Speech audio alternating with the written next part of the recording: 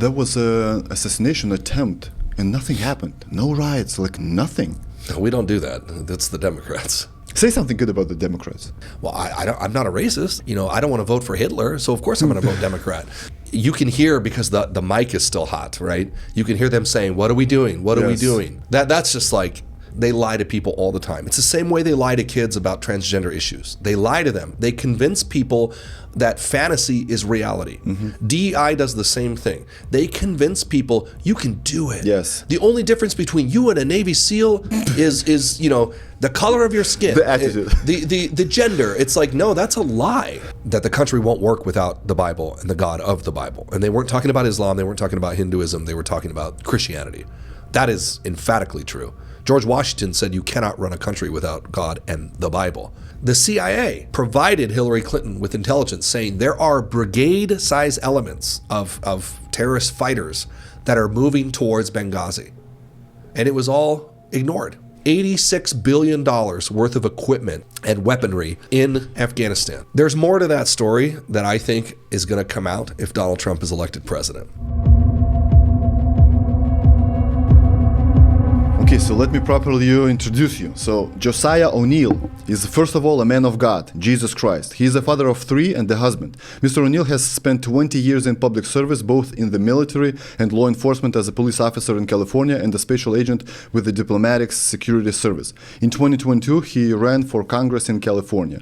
Josiah is the owner and the CEO of O'Neill Security Group that specializes in protection of high-value individuals, armed agents, cyber defense, EOD K9, physical security facilities, and security operation design.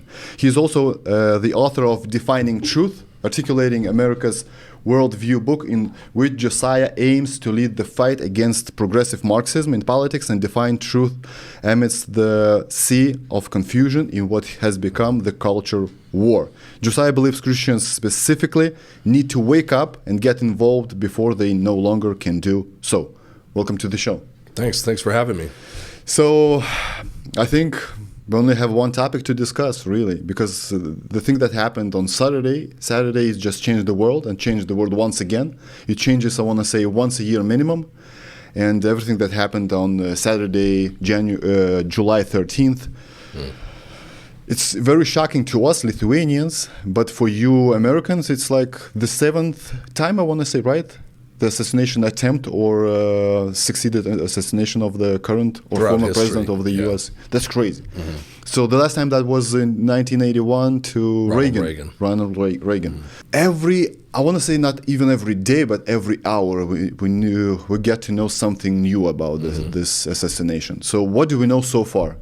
Well, for anyone who might be living under a rock and doesn't know, yes, there was an attempted assassination against President Donald Trump. He was at a rally in Pennsylvania. Yes. He was speaking. At the last split second, he turned his head to the right, and the assassin's bullet went by and struck his right ear. Had he been just inches to the left, it probably would have killed him. I'm going to stop you right here. Mm-hmm. Do you think civil war would start if he got killed that Saturday? A lot of people, of course, my phone started blowing up as soon as this happened, and a lot of people were asking that question. Former colleagues of mine in the government, law enforcement, et cetera, everybody started talking. And I'm sure we'll get into that in a minute, but I certainly think that God's hand was over that situation because it wasn't even so much about Donald Trump as an individual, but it was about America. Because had he been killed, I think this country would have erupted. Now, I don't know how that would have looked. Mm-hmm. I don't know if that's a physical or kinetic issue, but it certainly would have launched us into chaos because no one trusts the government or its institutions at this point. And because of that and the gross negligence of the Secret Service in this incident, which we can talk about, it certainly would have I think the country would have exploded. And I'm hesitant to say exactly how because I don't know. But I think that the fact that he quickly stood up, as we all observed, raised his fist, to let everyone know he was okay, I think that was a miracle. And that photo is iconic right away. It'll live in history forever. But you know what's crazy? That there was an assassination attempt and nothing happened. No riots, like nothing. We don't do that. That's the Democrats. They would burn the country down, Of course. right away. Yeah. Well, as you know, right, globally, and from history we know that leftism and its movements always arise through violence. We know that with Stalin. We know that with Mao and what he said. Lenin. It comes from the barrel of a gun, right? That's not our way of doing things. Now, we can be pushed to the brink of action. We've seen that before. We've seen that if you go all the way back to the American Revolution. But it took quite a bit to get there. We're a little bit more patient, calculated, and we want to do the right thing. Where the left is motivated by emotions and hatred and rhetoric. I think that's a great point to kick off the discussion on Trump, because first let's set the tone here. The amount of violent rhetoric against Donald Trump for years now, several years, has been so high. It's amazing to me to hear the Democrats trying to excuse themselves from that, you know? I just was on the way over here, actually. I want to bring it up so I don't misquote it. But this was just not too long ago. President Biden himself tweeted, this was on June 28th. Donald Trump is a genuine threat to this nation, Joe Biden tweeted this. He's a threat to our freedom. He's a threat to our democracy. He's literally a threat to everything America stands for. Joe Biden. And that was viewed 13 million times on X. Him, and we could go on and on and on, thank you, about the mainstream media and Democrat politicians and Nancy Pelosi and on and on and on. I just watched a video montage of all these media folks and politicians saying he's Hitler, he's evil, he's literally going to destroy democracy. And it's like, what do you think is going to happen? You know, somewhere out there in this country of hundreds of millions of people, someone is going to take your word and believe you. Yes. That, oh, well, if I let Trump get elected again, we're all going to die and live in ghettos. And, you know, he's like the real fascist Hitler again. Absolutely chaotic. That then it's hypocritical that in the days after this attempted assassination, you see all these people coming on and paying, you know, lip service, and everyone needs to calm down and be kind. And not one of them, though, included themselves, right? That was what I was disappointed when Joe Biden finally, I mean, it was past his bedtime, but when he did come on and say something, he talked about how everyone needs to tone down their rhetoric, including the conservatives. And I thought, you should have said, and me, because just moments before this happened, Biden's also the guy that said, you know, we need to put him in the crosshairs or whatever. Bullseye, yeah. So, you know, they have a pattern of inciting violence, and all they do is they turn it around and they blame you for doing exactly what they're doing. And they were doing those things on the stage, like just mocking, killing Trump. It's all documented. You have comedians holding his bloody head up. Yes. You have Snoop Dogg making a music video where he shoots Trump in the head. You have all these actors like Madonna saying she thinks about blowing up the White House, or you have, what's his name, Johnny Depp, who said, you know, when was the last time an actor killed a president or something? I mean, there's so many, it's hard to count how many of them have called for violence against conservatives. And then it's not just words. You mentioned burning cities down and rioting. Well, I was working for the government still in 2020 during the insanity of the BLM years. They burned half this country to the ground, murdered people, destroyed businesses, attacked police officers, all over lies, which now we know none of it was even true. So it's amazing. You wanna hear the crazy story? So Lithuania is far, far away from the U.S. Like I told you, a small country, right? Yeah.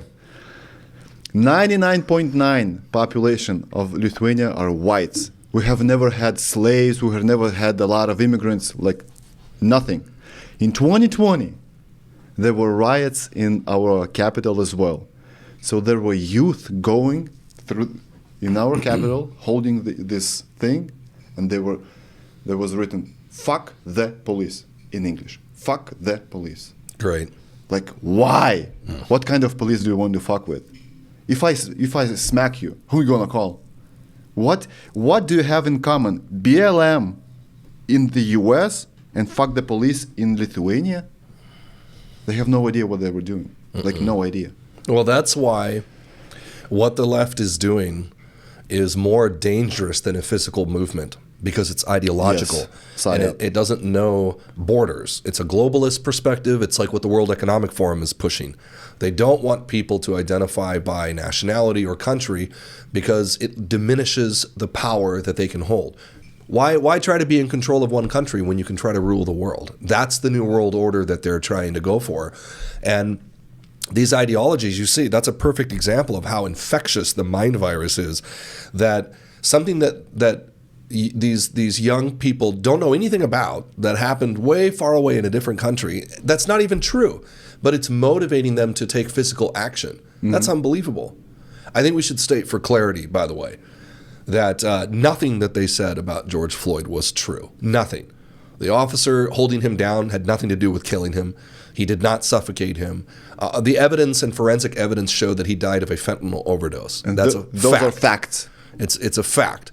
And they sacrificed this guy, this police officer, to the demigods of leftism. They knew that he was innocent, and they put him in jail because they were more afraid of the mobs rioting and burning the city than they were about telling the truth. That's how you know the left are cowards. And the guy was stabbed, I want to say, multiple times, right? Oh yeah, they tried to kill him in prison just recently. So July 13th, what do we know so far? So when I watched this tape, I was like, why are the sounds of the shots are so silent, I want to say? It's like the airsoft. Why do you think that is? Well, I think there's an explanation. I'll cover that up, because we now know that there was an AR style rifle. The round is a 5.56, which is a very common NATO round, right? But you have to understand that the way microphones work at those rallies, they're condenser mics, right? It's the same reason why right now we're talking on here and my voice is going to get picked up, but you're not going to hear a lot of ambient noise because there's a threshold limit. Okay? Yes.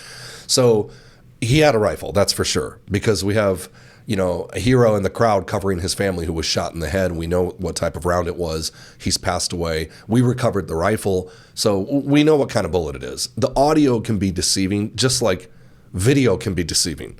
You have to be very careful what you see on the internet and on the news about being too quick to jump to, well, what does that mean? Because that's not an indicator of anything. What we know is that I'm not excusing it. I'm saying there's gross negligence in how he was able to get those shots off in the first place. But he definitely had a rifle. So I guess after this incident, right, the guy was quickly identified. Thomas Crooks is his name, 20 years old, from Bethel, Pennsylvania, which is about an hour from where the venue was. And slowly over the next few days, this picture of gross incompetence has come out on behalf of the Secret Service and really local law enforcement. Now, I should say for anyone listening, before I give my opinions here, I've been working high threat protective missions for like 20 years, right? From the very beginning in 2005, when I was in Iraq as an active duty Army guy, I was running protective convoy missions for the State Department. So I've been doing this for a long time, and I've done it in a pretty wide variety of places. Some of the most austere, violent war zone places in the world, all the way to domestic operations. And I've worked a wide range of people, from foreign government people to, Secretary of State of the United States, to diplomats going to different places in war zones in Iraq. What I observed, because I've planned events like this before, not for a president, but for different protectees, VIPs, there was a lot that went wrong. So for starters, one, the Secret Service now has come out and said that the building that the shooter was on top of, right? There's two issues there. One, they said, well, we didn't cover the top because the roof is sloped, okay, which makes absolutely no sense. That, to me, that's the lady that Cheadle. She's the director of the Secret Service right now. Prior to that, she worked for PepsiCo. Well, she jumped back and forth. So she retired from the Secret Service, and then she went to Pepsi, and then Jill Biden was a big push in getting a woman to lead DEI push to get a woman to lead the Secret Service. So right off the bat, I can tell you that she's not there because she earned it or because she was the most competent for the job. She was there because she met the qualification of DEI hiring procedures. That's the first problem. 2, her comment back to the sloped roof thing is nonsensical. It doesn't make any sense. It's ridiculous. It's ridiculous. That's not in any professional training or perspective that you'll find anywhere in the world. It's nonsense, right? The second thing that came out is the building was occupied by local police. They were inside the building underneath where the shooter was. I think that that's like Cheadle and the Secret Service trying to deflect their mistake. She's trying to say, as they release little bits of information, because they're not being very transparent or honest, but they're giving us little pieces on the news that you see. And to me, that's just an excuse. That's like saying, oh, well, that wasn't our area. You know, it's very self-righteous. So she came out and said, oh, it is, you know, I am in charge. It is the service's fault. But, you know, that's not how someone apologizes, right? If you're going to, you just resign. Exactly. You should resign. And when she was asked, are you going to resign? She said no. So the police are underneath the roof. Perhaps most disturbing is this, as someone on X made a great montage, they put the videos, they put all the cell phone videos of people when they see the shooter, like climbing up. Someone on the internet put them all together and they put a timer on the bottom, a clock. Yes. And it shows how long it was in real time between when the first person saw the suspect, the shooter, until when someone responded. And that that's hard for me to watch, because one of the first things you do when you're planning really any kind of operation, it could be a search warrant or a drug operation or something, and certainly with protective missions, one of the first things you plan is your communication. That's discussed, and everyone knows it. You usually have primary, secondary, and tertiary comm plans. That's at least that's your backups, right? Redundancy is perfection. So you have your primary, maybe your radios. That's our number one way of talking. Secondary could be a cell phone or an InstaTalk feature, but you always have at least 3 communication channels, correct? And obviously, if you're working with a different agency or organization like police, and you have a different agency with Secret Service, then part of the planning is to make sure that everyone can talk to each other. So I cannot figure out, watching those videos, how it's possible that that information did not get to the Secret Service and no one responded. It blows my mind how incompetent that process was. If you have people, one of the guys I interviewed looked like he'd been partying all day. He has a beer in his hand and a koozie, and he's like, I saw the guy get up on the roof, and he's yelling, there's a guy with a gun. Okay. So eventually someone notices, but not before he gets shots off. Now, information just came out recently that one of the police officers climbs up the roof behind him, sees him, and the guy points the gun at him, and so he runs away. Now, this is, all this happens within seconds, so it's very fast, okay? But he did back off. And in the next seconds after he backs off, he gets, a bunch of shots off toward the stage where President Trump is speaking.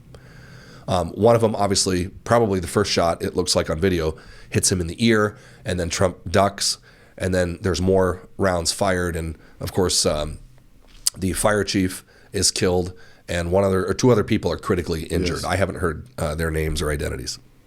Okay, so now this story is emerging of this total, utter failure. You have local police that did not respond quickly or properly. You have a counter sniper team up on the roof. By the way, it's a sloped roof. the one that she said that it was too dangerous to put people on. It's more sloped than the one the shooter was on. They're up there and they're looking the direction of where the shooter is. All right. So just utter incompetence in the communication and response. The next problem I see as a professional in the protective industry is the immediate response to when the president is shot. So look, when you go through training, protective training, and I've been through so many, I can't even remember them all. I went through protective training when I was in the Army, still active. Then later I worked for a private military company, and that's all we did is high threat protection, and we did extensive training there. Later I was with the Diplomatic Security Service. We protected more people than any agency in the world. So I've done this a lot. One of your sort of elementary lessons is how to react to fire, reaction to contact. If you're in a military unit, react to contact is very different than having someone to protect. Because if you're doing a direct action or you're counter assaulting or something like that, your movement is going to be different. Now, when you have someone that you're protecting, they are the number one priority. And the number one priority with them is to get them out of the line of fire. So day one, when you're training or running scenarios on how to respond if your person is attacked, is the people nearest to them. The first thing you do is identify direction of fire, right? Contact right, contact left. Whoever has knowledge, you scream it as loud as you can so everyone else around you knows where the enemy is. And as soon as that happens, the people in that direction, they turn and face the threat and draw their weapons, and everyone else on the other side of that diamond or stage left, depending on what type of situation you're in, they rush to the protectee and they move him immediately. You don't stand there, you don't talk with him. Everything should be a beautiful dance. You turn and move, engage the suspect. The others grab him and go, and it's all pre-coordinated. It's all planned. This all should have been briefed, right? Especially in a stage event. Stage events are a pre-planned, like I said, like a dance. You know what direction your stash car is. You have a vehicle waiting, but you also, in the planning, have determined, okay, for all the possible scenarios, right? What if the gunfire was coming from the direction of where the president's car was? Well, you plan for that. Okay, well then we're going to go the other way. And I have a secondary stash car. Or maybe I have a building, a hardened structure that I can hide behind. All of these scenarios, you pre-visualize and you plan out in your head. That's how professionals do it. So the moment a gunshot goes off, sometimes it takes your brain half a second to orient yourself what's happening. But as soon as people start saying shooter right or shots on the right, whatever your call out is, you immediately go into that. I know what to do because I've planned this. So in my opinion, when I look at their response and how they responded, to me, it shows that a bunch of people that had not visualized their role. I'm sure it's not everybody because I don't know every one of those people on that stage, but it was pretty obvious the world is watching. You can hear because the mic is still hot, right? You can hear them saying, "What are we doing? What are we doing?" That's just like, I was so embarrassed to hear. That should never come out of a professional protection operation individual. That should never come out of their mouth. What are we doing? No, you should know what you're doing. You had an incident happen. This is not the first time you go through this. I'll also tell you that professionals visualize, right? You'll hear this from NFL players and pro, sports people in general. You visualize your actions. It's a big part of making you successful. Same thing in the protection world. When you're out there, head on a swivel, constantly looking, you're not looking at your phone, talking with friends. You're visualizing in your head all day going up to that event. All right, what am I going to do right now if a bomb goes off right here? What am I going to do if a sniper shoots? Where am I going to go? Every step of the way, you're talking it through in your head. This is something I just did. We just did some classes with some of my guys at my company, and I was telling them this. Like, you constantly need to visualize. If you're walking somewhere, every step of the way, think, if something happens right now, where am I going? Am I turning around? Am I running to that door? And then, 20 feet later, as you're walking, things are different. So what do I do if something happens now, So that was the second big thing I noticed, was just the utter sort of failure in their response, the physical response. All right. Then they get them out, and here comes the investigation, right? and now it's like, now we're finding out all these other elements where operationally they failed. And I want to pause and note the big difference between professional protective operations and, say, like bodyguards that you see around like movie stars and things like that. There's a big difference, is that bodyguards and security guards tend to be reactionary. They respond when something happens first, and then they react. In professional protection operations, it's all about mitigation and intelligence. You stop things from ever happening in your methods, in the way that you do things, in the assets that you bring forth to use, right? This is where this becomes very incompetent. And this is what happens when DEI takes over your hiring process. Because instead of the professionals with the real world experience, they had a bunch of people that were hired because of their gender or because they were loyal to a political party, not because they were good at their job. And this is proof of that. So the FBI has a cell phone, right? And they haven't seen anything. Nothing. They don't, and I'm getting to something here very important. Nothing. They haven't found anything on his cell phone. They know that he made it through the magnetometer with a rangefinder. That's a device that you use to measure distance. It's like a single bino. They look differently, but he had a single monocular that you look through like a scope, and it tells you how far away things are. Why was he allowed to enter with that? That's a big failure right there. He wanted to see Trump very close. He did. He also had a transmitter, which was an electronic device. Now I saw a picture of it. It's just a black square, right? A transmitter, which we now know would have been used to set off explosives. They found an explosive device in his car, and they found another explosive device in his house. And he had the transmitter on him. So again, my question is, how does that escape scrutiny? I work much lower threat protective stuff just here locally in Southern California, and we do not allow people to bring things that look like that. That would be a big red flag. When I brief my team, or my guys do, I'm not always involved in it individually, our teams are always briefed on what to look for. And we constantly refresh. If you see this, make sure you stop that. If you see somebody carrying a big bag into a building and they go through the detection thing, pay attention to what they're holding, etc. Again, this is like protection 101. The other thing that came out recently was that the parents called the police the day before. That they were concerned, that day they called earlier in the day because they didn't know where their son went. Now, I'm sure we're going to find out more about that because in my professional opinion, that doesn't make any sense. There's got to be more to the story there. He's a 20-year-old. He's 20 years old, and he normally goes to work on Saturday. And he was not missing for a week. Right. So what was really their concern? Something made the dad call the police, okay? And you would think that somebody who's somewhat competent would realize, there's a big event with the president today in this area. Maybe I should pass that intel along. Sharing is caring, right? So when you have information, it's the whole see something, say something deal. So that failed as well.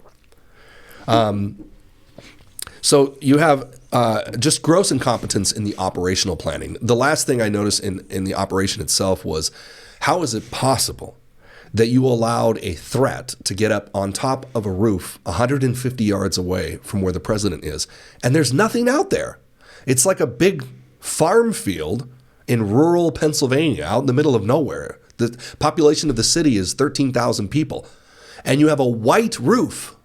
That's not hard to see somebody. You have a counter sniper team facing that direction, looking at the roof. And then my other question is, where's the surveillance?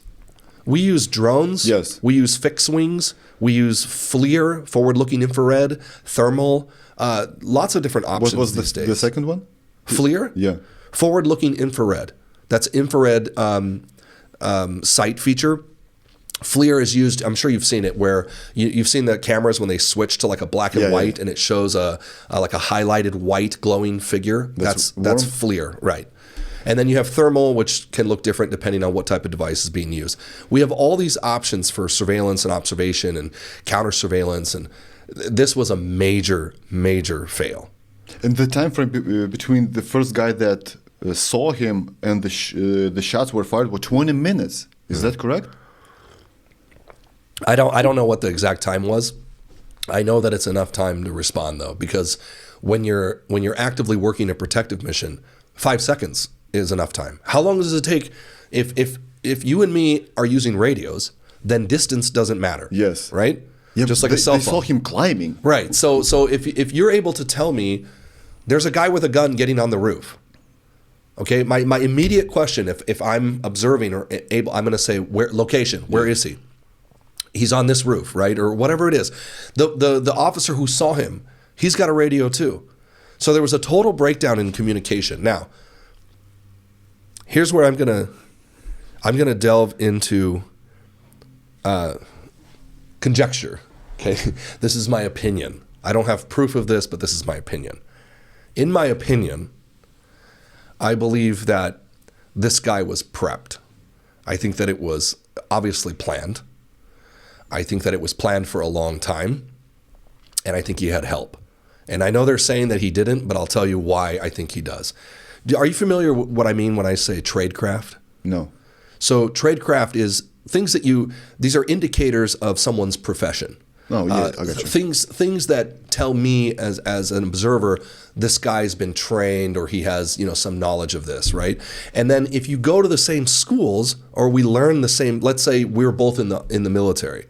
Well, if you're doing something that we both learned in the military, I would in my mind, I would thinking, I remember when we learned that. Right? So it would kind of tell me where you're from. Or maybe we were both in the intelligence community and we learned something in a class, right? That became tradecraft. And me observing it, I might recognize, hey, that looks familiar to me. It looks like tradecraft. Okay, this is why I bring that up.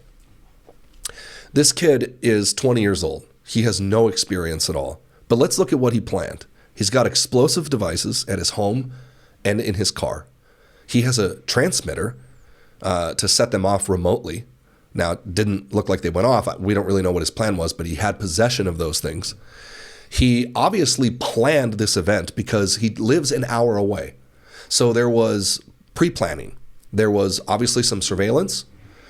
We know there had to have been surveillance in the planning cycle because how did he know where to go? He drives an hour away. He knows what rooftop to get onto where he would have a clear line of sight. He bought a ladder. And he didn't end up using the ladder because he climbed up on top of an air conditioning unit. But in the planning, he bought a ladder. And he was a registered Republican. And to me, that right there tells me there's some tradecraft involved. Because that kid doesn't know how to do anything. To me, that's an indicator that a professional is behind him.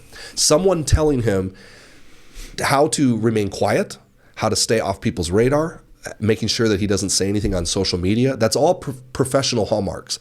How to deceive your potential enemy by maybe registering as a Republican, right?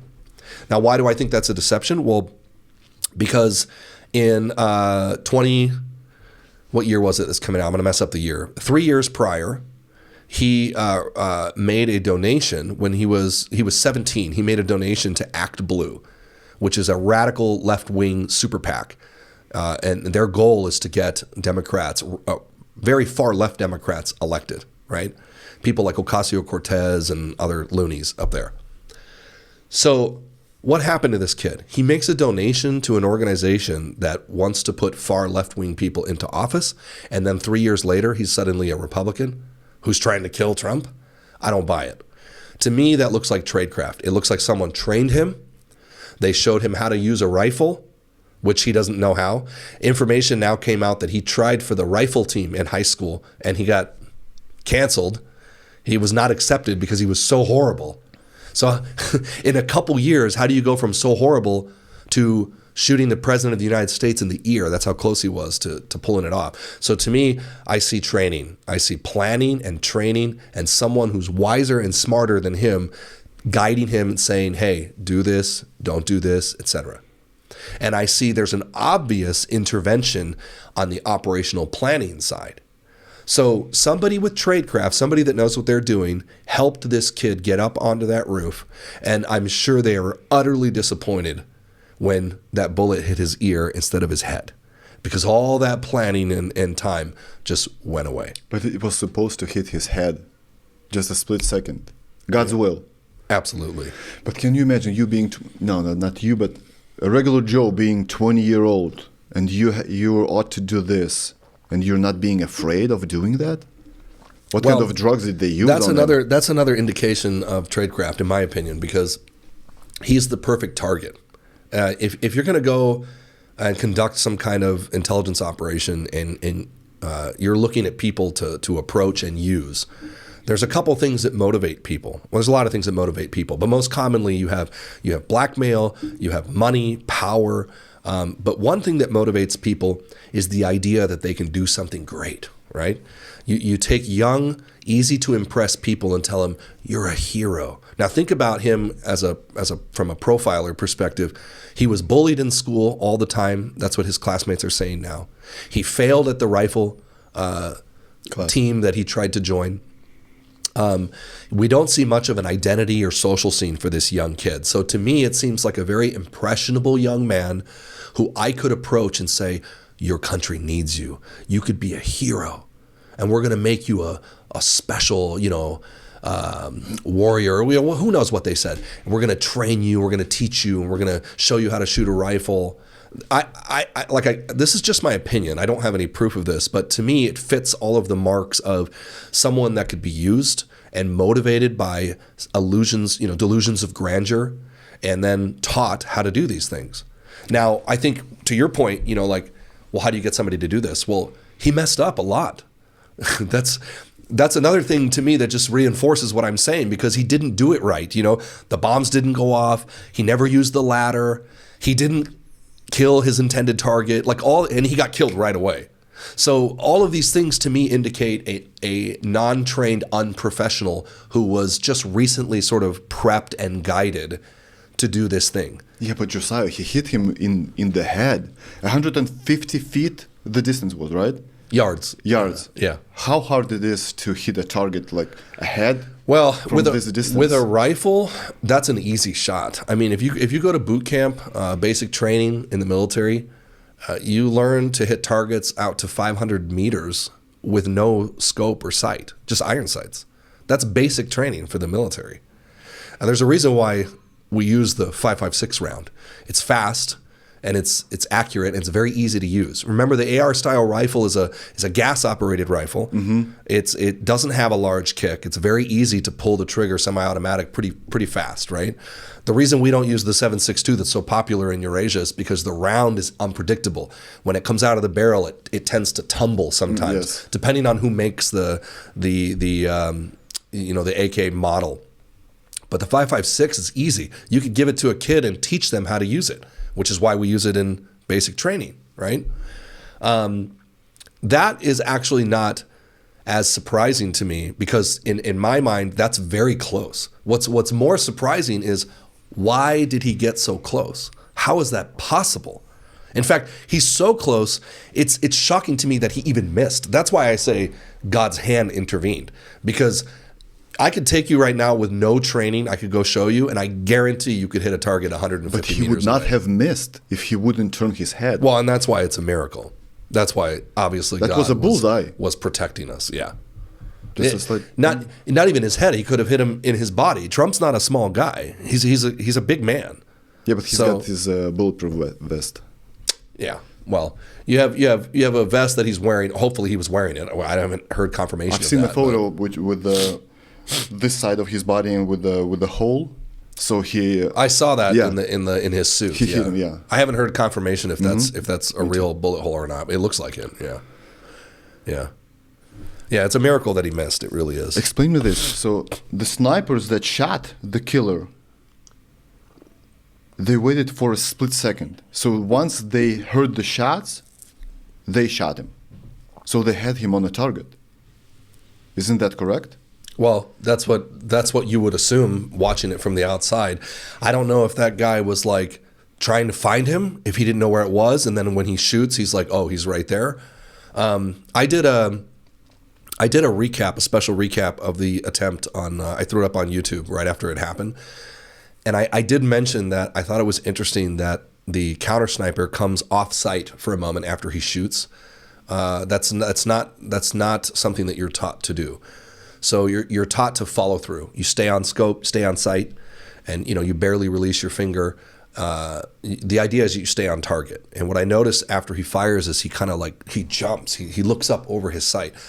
that was odd. I don't know if that was like his heart rate was pounding or, sometimes truth is stranger than fiction. I don't know. What I think is unbelievable is that you have a team there looking at the roof and this kid still manages to fire a bunch of shots after, right? It seems like they were just waiting for him to get a shot and then to take him. I know. To take him down. Yeah, it seems like it. Seems very odd. That's why I think that there's something on the inside of that where you have all this indication that this young man was trained or planned it, but then he doesn't have any experience to do that kind of thing. So it begs the question, like, how did he know how to do all that? And then on the inside, you have this weird pause where all the communication failed, no one responded, no one takes the guy off the roof or shoots him before. They wait. They gave him one chance, right? That's what it seems like. They gave him one chance to hit Trump in the head, and he failed. And then what happens next? They kill him, right? It's like the plan didn't work. It would have gone off smooth if he would have hit Trump, killed him, because then they would have been there right away. Oh, we killed the guy. And then he's dead, which I'm sure he is not thinking. In his mind, we know he's thinking that he's going to live because he has equipment at his house. He had that transmitter still, right? He didn't finish in his mind, he didn't finish the job. He wasn't done yet. But you can see from the other side, it kind of looks like they're like, okay, you get one shot, and then we're gonna kill you. He didn't know he's a useful idiot. No. Mm-mm. So, I mean, again, all of this is conjecture. It's very difficult to get to the bottom of these things. I mean, you have a Secret Service who's not very transparent and full of DEI hires. They're incompetent as it is. You have now DHS, Department of Homeland Security Inspector General, has launched an investigation into the Secret Service. And for those listening who may not familiar, but Inspector Generals or IGs within departments are the ones in charge of investigating your own people, right? So if the Department of Justice did something wrong, then there would be an Inspector General, a special counsel appointed to investigate those people. Same thing with every agency. It's like an IAD to the police. Right. Internal Affairs. So the first thing that my wife said when he saw for the first time the footage, she was like, why women protect him? Women are much smaller than him. What the hell are they doing? Well, and we got this photo when a special agent, a woman, female, she just ducks. When she hears a shot, she's like ducking. That's not what you do, right? You protect with your body.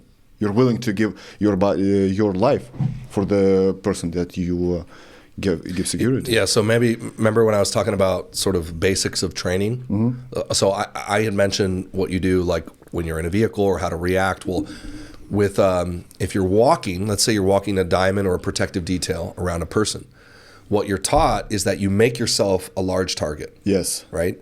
You square up and cover as much of the protectee as possible, put your plates forward.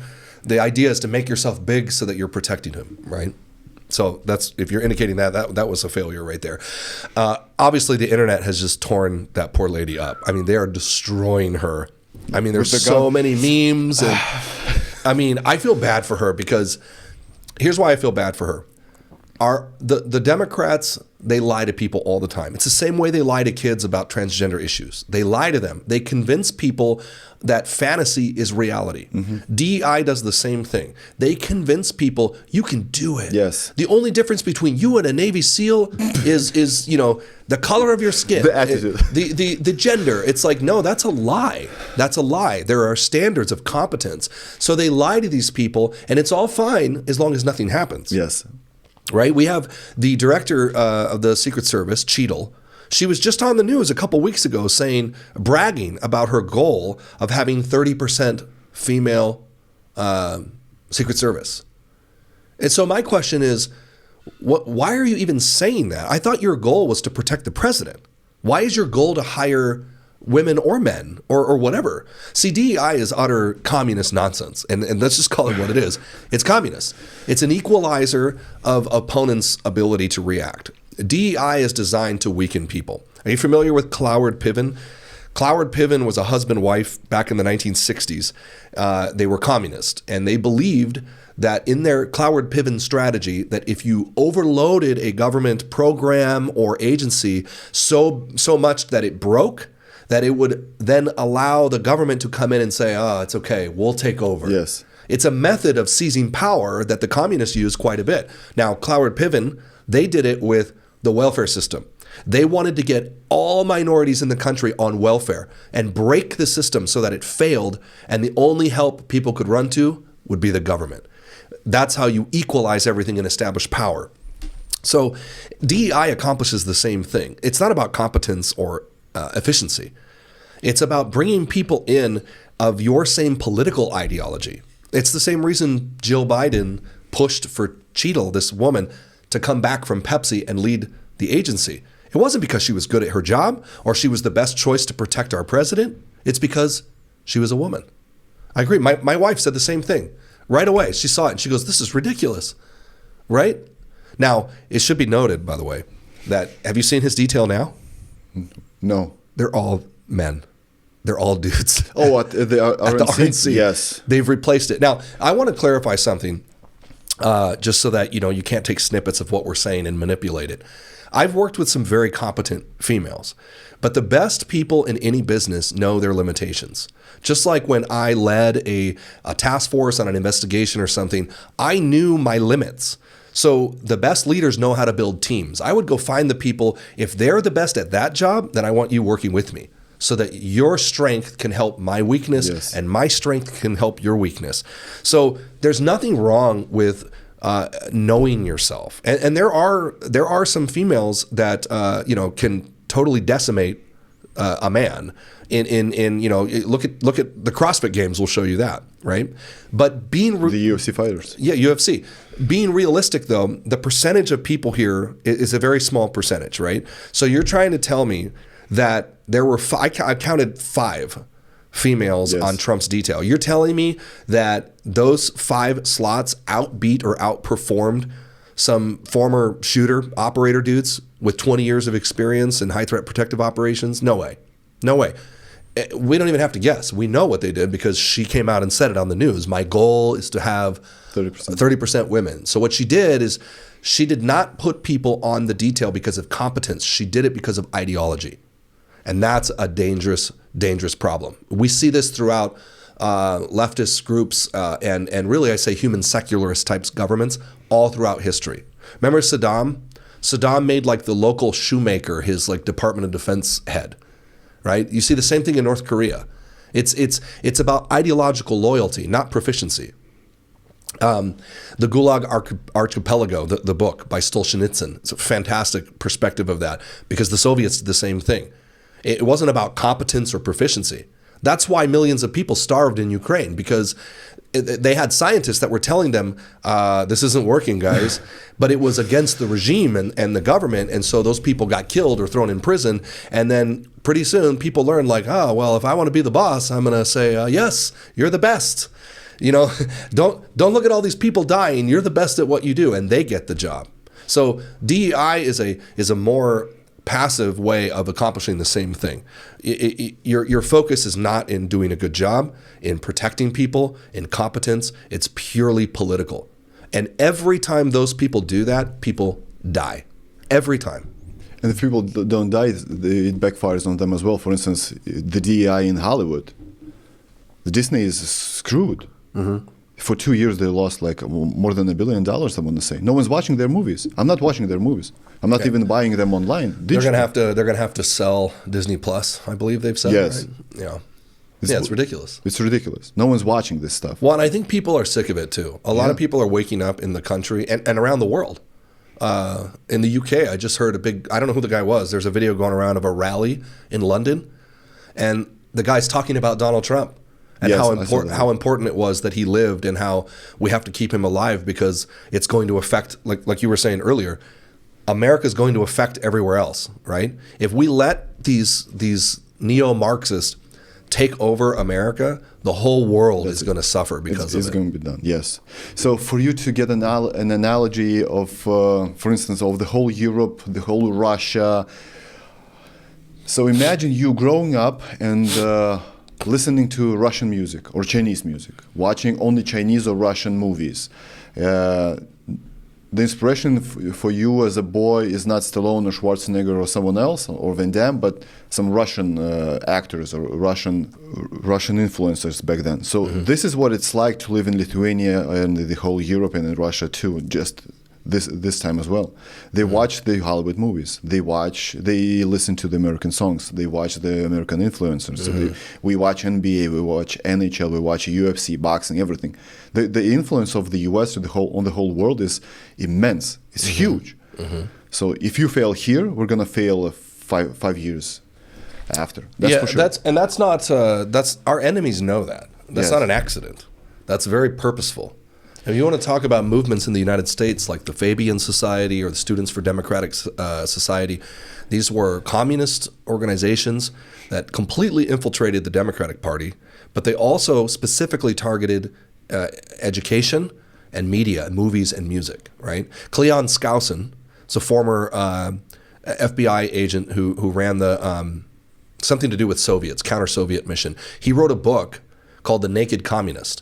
And in that, he broke down all of the communist goals. There was 40 of them that they intended to achieve in Western society in order to sort of beat the West from the inside. And you can read it. He talks about it very detailed. Their target was Hollywood, movies, music, especially education and the young generation. They knew that if they controlled the narrative, they could change the world, right? That's why when people come to me as conservatives and, well, why do you care about the culture war? It doesn't matter. And I go, the culture war is the only thing that matters. Yes. And I would flip it back around and say, you're asking me why I care? Why don't you ask our enemies why they care so much? Why do they target the core families so much? Why do they constantly target abortion issues? Why do they constantly talk about gun rights? They're the ones obsessed with it. Why? Why do they target Jesus if he's a fictional character? Absolutely. Why are they so afraid of him? They're obsessed with someone they don't believe in. Right? Yeah. What that tells you from an analyst perspective is that those things are very important to Western civilization. And they knew, just like the Soviets knew, that if you can get God, faith, family, patriotism, if you can defeat those things, the West will fall. This tower will not stand without a foundation. So the last question on this Trump's assassination attempt. Why do you think Trump uses the Secret Service and not some private companies just like yours? Well, it's an extremely expensive operation. I mean, if you have the ability to have the Secret Service, you would take it. I mean, you're talking millions and millions of dollars per event. Per event, yeah, and way more per year. You're talking residence, travel, all paid for by the U.S. government. And ideally, right, like you mentioned in the very beginning, this doesn't happen very often. There's a lot of good guys that work, at the Secret Service. Not everyone over there is some kind of conspiracy, left-wing attacker. The problem, and I think this is important to remind, anyone listening, always be careful when people want to broad paint, when they use the word like the government, okay? I worked for the government for a long time. I'm a patriot. I love my country. I'm not a communist or a far leftist, and I worked for the government for almost 20 years. So when you say the government, I always stop people and say, well, who are you talking about? The DMV, the EPA, the Environmental Protection Agency, the DOJ, the White House, the politicians, the State Department? When you say the government, who are you talking about? And then what about the government is a reflection of the country. So it's like 50-50. You have a bunch of Republicans that love their country, serve their country, fight criminals and bad guys in law enforcement, serve their military, etc.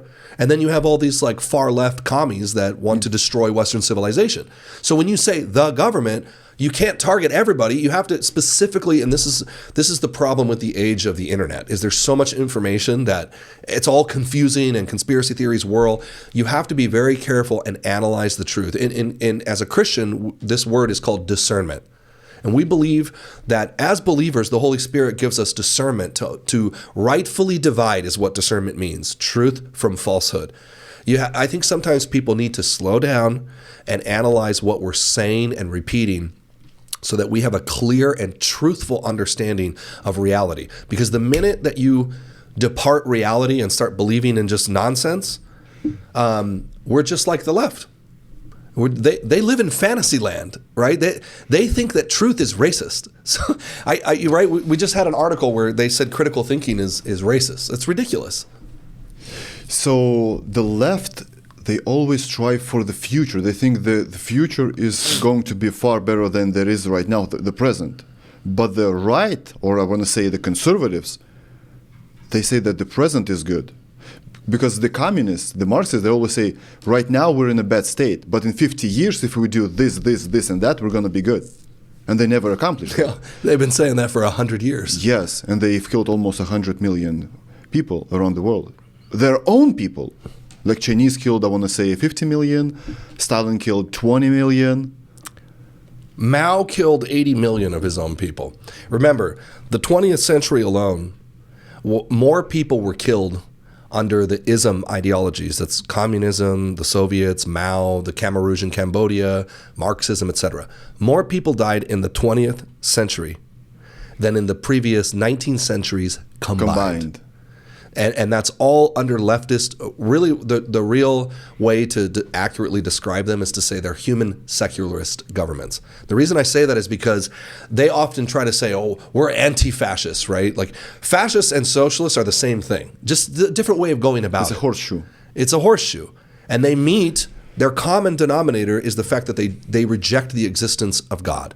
That's the difference. Is Western civilization is premised on Christian Judaic values.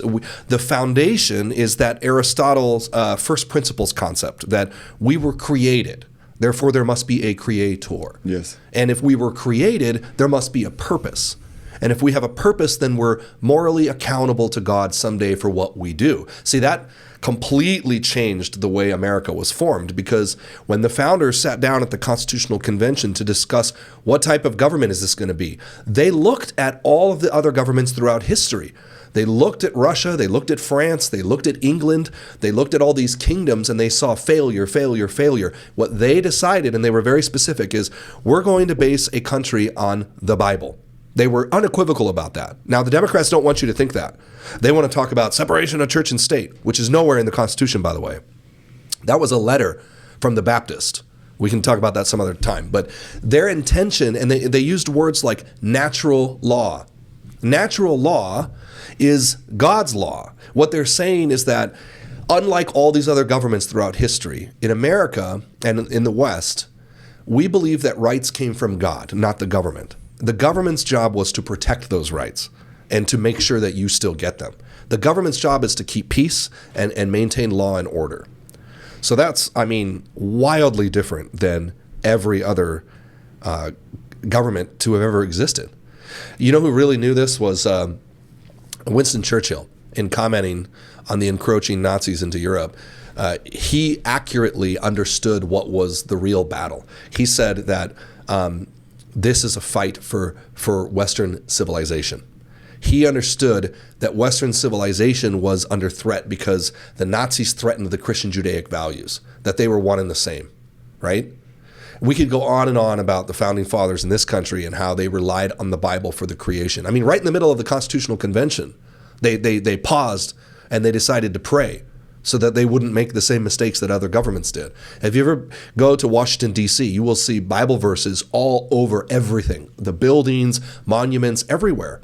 This is what made us different. Remember, de Tocqueville, who was a French author, he came to visit the United States, and he traveled all over the place. He was very impressed. He wrote a book about it, which I encourage people to go look up, de Tocqueville. And what he was most impressed about was that there was a faith here that Europe had not seen.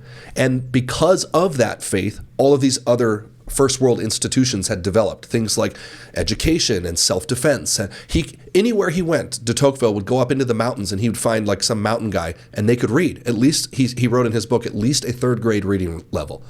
He goes, that was shocking. Well, that's the whole premise of who we are is in Western civilization. So that's what's under threat today is Western civilization. So 2 points here. Point number one is you being Americans, especially those spoiled brats, they have no idea what America is all about. Because when you were born here, you have no idea what the history of the U.S. is. You have no idea how this country was founded. Because, for instance, if you take Europe, just like you've mentioned, France, Germany, UK, let's take Lithuania, Russia, it doesn't matter. So thousand years ago, there were some people, then the government, then the country occurred somehow, somewhat, somewhere, right? The United States of America were established. Just like you've mentioned, you saw what's going on in Europe. You took the good stuff from Europe, you took out the bad stuff, and it's like a new company, a new startup, the new beginning. That's what the U.S. is. Yeah. And Americans, spoiled brats, they have no idea how that is. Number two is, when I was in Lithuania, and I want to say 90% of Lithuanians, they only watch Lithuanian media. Maybe they barely see some news on YouTube from CNN, I want to say, right? MSNBC, maybe. If you watch CNN on YouTube, if you listen to European far left media only, and I thought of this of America as well. I always thought the US is secular, blue country. Once I got here, after more than a year living here, this is not secular country at all. The God's presence in the US is like nowhere else. And this is truly a red country. With the big cities being super blue. That's it. Yeah. Am I correct? Yeah. There's a historical accuracy that you're pointing out, and that's that metropolises, big cities, have always been the epicenter of sin and evil, right? This is why we have stories like Batman in Gotham City. It's never Batman in the Farmville. It's Batman in Gotham City. Wherever people get together in large groups, they begin to justify themselves and their actions. See, it's easier when you live in rural communities where everyone sees you and everybody knows your name. If you go out and steal a horse from someone, everyone's going to know. There's a public shame that's good for society. Yes. That people will judge you and they'll say, why did you do that? We're going to hold you accountable. But if you come to a city with 6 million people, and you are doing drugs or you steal something and nobody catches you, you can get away with it. And you'll do it again and again and again. Now, this is 20 times worse because you have politicians who are justifying bad behavior in big cities, like in Los Angeles, like Newsom, the governor of California, right? Their policies are pro-crime. They're destroying the country. So you're accurate in saying that there's a misrepresentation. I do believe the world sees, they see Hollywood, they hear music, and they think, oh man, that's what America is. But the truth is, we're very split in this country right now, very divided. There are many millions of us that still believe that God can do something with this country again. We know where we came from, and we're willing to defend that belief and that ideal, the American dream. That much is true. What is also true, unfortunately, is that the left, they've always been masters of propaganda. They take something that's small and make it look big, and they take big things and make it look small, right? We mentioned George Floyd, perfect example. There are millions of police contacts in this country every year, positive ones. Independent Department of Justice data shows that less than 0.003% of police contacts were found to have any negative findings. That's a very small amount. That is a good record. Now, the Democrats, what they do, they find one incident that's useful for their politics, and they make it look like it's this pandemic problem. We got to go kill police and defund them because look what they're doing. It's a lie. They do the same thing culturally. They realize that the transgender craze is very good for their political ideology because it separates children from their parents. Newsom just passed AB 1955 in California, which officially says schools cannot tell their parents if students are changing their identities. What they failed to tell you is that not only will they not tell you now per law, they're also working overtime to indoctrinate those kids and tell them what to do. So your point is well taken in as much as they're really good at that, and they do that globally. So that's what the world sees, right? Here's the hope. The benefit of living in reality, of being a realist, the benefit as Christians of holding the truth, is that truth always overcomes the lies. It's much harder, is what I'm saying, to be a leftist because you have to lie all the time. Reality doesn't match what you say, literally about anything. But if you believe it so much, it right, becomes the truth to you. But you're constantly having to justify your lies, where the truth just needs to be stood up. Someone just needs to stand up and speak truth, and it has a much greater impact than a lie. And this is what my book is all about, honestly, defining truth. Because when I ran for Congress in California, I found that there was a great lack of understanding of basic principles, American principles. There was a lot of ignorance when it came to Western civilization and why things mattered, like culture war issues, like life and abortion and morality and all this stuff. And I was shocked to see that even within the Republicans, they don't know what they believe anymore. They're just totally lost. And when you don't know what you believe, it's harder to defend against the leftist lies because you don't know how to defend it, right? So what we do with Defining Truth is we equip people to defend these values. Like the book is 10 chapters. Each chapter is a culture war issue. And the way we present it is, here's what America has always believed. This is what the Bible says and what our founders agreed with. And we give an example of what happens when you go away from that. And we look at Europe a lot. We look at a leftist example of what happens when you abandon that value. And we cover everything, foundationally American. One of the chapters is even on self-defense. We give a Christian and a biblical perspective on self-defense and why the Second Amendment is so important, because it has less to do with guns and more to do with the sanctity of life, what you believe is worth defending. The human secularist says nothing happens before you die, nothing happens before you're born and nothing happens after you die. So the only thing that matters is the now, the power of the government, and it's this secularist eat and drink for tomorrow we die. Well, that's not what the West believe. That's not America. We believe that we will be held accountable someday for what we do. So it changes everything about what you believe. It changes what is worth defending. One of the chapters is called Sacrifice. Because there are some things worth sacrificing for. Would you die for your family? Would you die for your country? Those beliefs are very different for a Christian and traditionally for Americans, because we believed in something bigger than ourselves. When you take that away, when nothing is awaiting you but death and darkness, it changes everything about the way societies act. And we've seen this, because when you look around the world at third world countries or countries that have been just totally cast into despotism or corruption, you generally find societies that don't believe in anything anymore. Nothing's worth fighting for. Yeah, because you hate your country. Yeah. So French hate France right now. They let so many Muslims in. It's going to turn into a third world country with the Sharia law. I just covered the French elections on my last podcast. It's a disaster. It took me 3 hours just to understand their election process. It was so confusing. But it's genius. What they did is genius. Oh, yeah. She won, but she lost. Yeah. Well, Macron was looking at the European election, and he was like, uh-oh, this is going to happen in France. Yes. And so he called this immediate emergency parliamentary election 3 years early, by the way.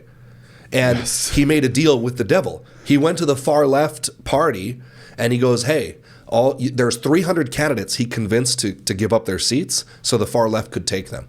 And so explain it to the audience. What happened there? Yeah, so in France they have parliamentary elections every 5 years, I believe, and then there's the Europeans that have their own elections as European states. That part's kind of confusing to me, but there was a trend, and this is what matters to the U.S. There was a trend towards the right. The right in the UK and in Europe in general, right? A lot of it had to do with the open border policy, the rising crime, the loss of national identity. You see this all over the place: Denmark, Sweden, the UK, etc. So Italy is right, Hungary is right, Netherlands went right with coalition. Right. Who else is right? Well, we thought France was going that way and the UK, but then there were some upsets. So there's this trend going to the right. I call it a trend towards common sense, right? The globalists are having setbacks. Now, Emanuel Macron, who's the president of France, he saw this in European elections and decided, instead of waiting the full term to have the parliamentary elections, that he would call an early vote. I guess in France they have the power to do that. So he calls it early, And during the parliamentary, so I have to explain that part. So the parliamentary seats, I think you have to have 289 or something to hold the majority. The majority, yes. And then basically the majority in parliament ends up choosing who the president's going to be. It's kind of a weird system. So it looked like to Macron that he was going to lose. So he calls this early election. They have first day counts, votes, and Marine Le Pen is she's the conservative, the right. She just destroys them. More votes than ever before in the history of her party, yes. Right? So Macron, the president, he sees that and he panics. And he goes to this far left extremist group that's like half jihadist, half socialist. On our podcast we did, I read through the list of the different ideologies represented, the groups. And every single one of them has the title communist or socialist, every single one. So Macron's like, I'm going to lose. So he goes to these far left people and he goes, hey, let's make a deal. I'm going to have candidates drop out of 300 seats in this parliamentary so you guys can take them. And between the both of us coming together, we can beat the conservatives that are coming in. And so in a 24-hour period, it went from Macron was losing and the next day, Macron, the far left was winning. Left. Yeah. That's crazy. And something obviously very similar. This is how you know they all go to the same, pool parties. They did the same thing in America, right? Doesn't it sound familiar? Like overnight, Joe Biden's votes skyrocket. You see traditional Democrats, older Democrats from the 90s, inviting far left extremists like Ocasio-Cortez and Ilhan Omar and Rashida Tlaib, the absolute psychotic people. They made a deal with the devil. That's what Macron did. They bring these people in, and then just like you see in the U.S., they lost control of them. Nancy Pelosi does not like the squad or those people. She's said as much. But they made a deal with them because they hated conservatives so much. They hate God so much. They don't want to allow that influence. They want to change America. And so they did what Macron did. They bring in these far left extremists, but then they can't check them anymore. They can't control them. And so you see riots and burning and just insane, lies. So anyways, France is essentially now handed over to like far left jihadists. It's insane. And you know what they did to celebrate? They burned the Paris down. They destroyed Paris. They graffitied all over the monuments. They lit things on fire. And that's when they win. Imagine what happens when they lose. Well, that's one of the we're going to find out this fall. It's one of the most beautiful cities in the world, Paris. I've been there. I've been to Paris. It's amazing. Yeah. I've been to 2013. It was amazing. Right now, what I see on Twitter, on X. There's so much potential in France. There's good people there. It's a beautiful city, rich in history. My brother was in the French Foreign Legion. So I paid a little more attention to France in recent years with my brother being in the Legion. It's really sad because same thing that you're describing, right? There's always, you have to be careful what you trust and what you see in geopolitics because there's always two opposing forces, right? Just like we see all the crazy leftists and we see jihadis burning the city down, there's also people there that want to, save their country. I would say the same thing about the U.S. when they see Joe Biden and they see like the withdrawal from Afghanistan, which was treasonous, a disaster. The world is looking at that like, oh, America. And I'm like, no, it's not America. It's the Democrats. It's the far left in that party, right? And that's the same thing I'm saying with the government. Like when people say the government, It's like, well, hold on. It's identify who in the government, right? There are people there doing bad things, and we need to deal with that. But you don't throw the basket out with the baby. It's not the whole thing that's the problem. It's the people that are manipulating and lying, and it's these ideologues that believe in really anti-American rhetoric. That's the problem. So the left and the extreme left attack conservatives and the right and the far right. But at the same time, we've got the RNC this year, a few days ago, yesterday I want to say, and they gave the stage to this woman. She was praising Hindu God. Did you see that? I didn't see it. I heard about it. Yeah, that's crazy. The opening prayer was to our only God. Who is he? Who's that God? Yeah, the RNC has been on a downhill trend for a long time. I was really involved here in the state of California with the platform committee when they tried to change our platform last year, and we stopped them. They wanted to change the definition of marriage. Basically, they removed the details that said man and woman. They wanted to take that out. And they wanted to remove our sort of staunch stand against abortion. They wanted to say, abortion is okay sometimes. And we stopped them. Now, what they did, and I believe the same sort of group of people, they did it, they accomplished it at the RNC at the national level. So they've convinced the Republicans, if you want to win, you gotta compromise. You gotta give up on what you believe. It's an absolute lie. It's a lie that's been perpetuated by the consultant class because they want to make money. There's no data or proof of it. They've been saying for years, the reason Republicans can't win in California is because you're not left enough. You need to ease up on your beliefs and your values. Let's ease up on. Don't talk about abortion. Don't talk about why the core family matters. And it's really gross. It's disgusting. Like people that have no beliefs or values at all. It's like you're just like lukewarm, yes, right? Yes. Like the Bible says, the lukewarm will be vomited out of my mouth. But the main reason why Republicans can't win California is because Republicans, the voters don't show up. It's the exact opposite of what they're saying. If they would find their backbone and stand up for what they believe, more people would show up to vote.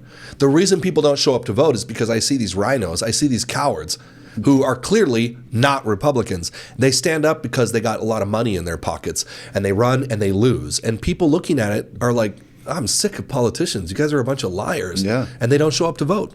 Like millions of people don't show up to vote. Perhaps the worst example of that is the church. There are so many churches in California, so many Christians every Sunday in these buildings. If the churches alone in California would show up to vote, we would radically change the state of California in 24 hours. But they don't. Yeah, because no one represents them. No one represents them, but you also don't have pastors and leaders in churches that are encouraging people to be involved in their culture. And that's a big problem. See, while the devil's been busy playing politics, because we know that there's spiritual warfare at the national level, very much so. Behind Newsom and what the Democrats are doing is very demonic. It's very violent. Anything that leads to confusion and destruction, is spiritually dark. And guess what? The enemy did not leave the church alone either. The devil, while he's been convincing the leftists to be crazy, human secularists, he's been over at the churches convincing pastors to close their mouth. Don't say anything. We want to be loving to everyone. See, the churches in California have believed a lie, the devil's definition of love. The world and the devil want you to believe that if you love someone, you just let them do whatever they want. Whatever they want to do. You want to cut your genitals off and be a transgender and you're 9 years old? Well, we just want to tell you that we love you, Let's not talk about politics. And really what the devil's done is he's convinced the greatest power that we have in this state for change to be completely ineffectual. Because they go to church on Sunday, they sing songs and worship, and then they have nothing to do with the culture or the community around them. That's not very loving, is it? But did they forget how Jesus turned tables? Turn tables, or how about Jeremiah 29, which says that you should care about pray and care about the city that you live in and its welfare, because if the city is good, you will be good. God has never called Christians to be quiet little mice, right? And by the way, there's nothing political about standing for truth and morality, standing for righteousness. If you're speaking out for the unborn, you're doing God's work. If you're defending people's lives in your community from, say, bad crime policies, you're speaking truth into people's lives. If we're not going to give people the truth, then what's the point of you being there? You're not a city on a hill. You're literally like the kid song, this little light of mine. They've taken their light and they've hidden it under a basket.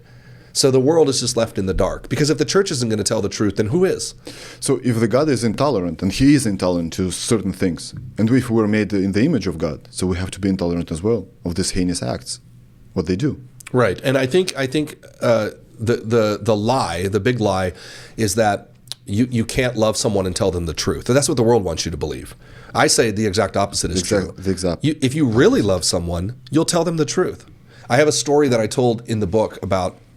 I was working I was a deputy sheriff, so I was working a patrol, and I got a call of a guy who a body that was found on the sidewalk. Anyways, it's a long story, but basically this guy was a transient. I knew where he was. I showed up, and he's dead. And right next to his body, there's a needle and some foil. He had overdosed on fentanyl, which is a whole other discussion we could have. And while I was there, processing the scene, waiting for the coroner. A vehicle approaches, and it's the guy's brother. He looked just like him. And his brother walks up and wanted to identify him, and he did. And he said, yeah, that's my brother. And then I'm talking to him, and he tells me, I asked him, basic questions, like when was the last time you saw him, et cetera. And he goes, I saw him yesterday. And I go, oh, really? And how was he or whatever? And he goes, I brought him that needle.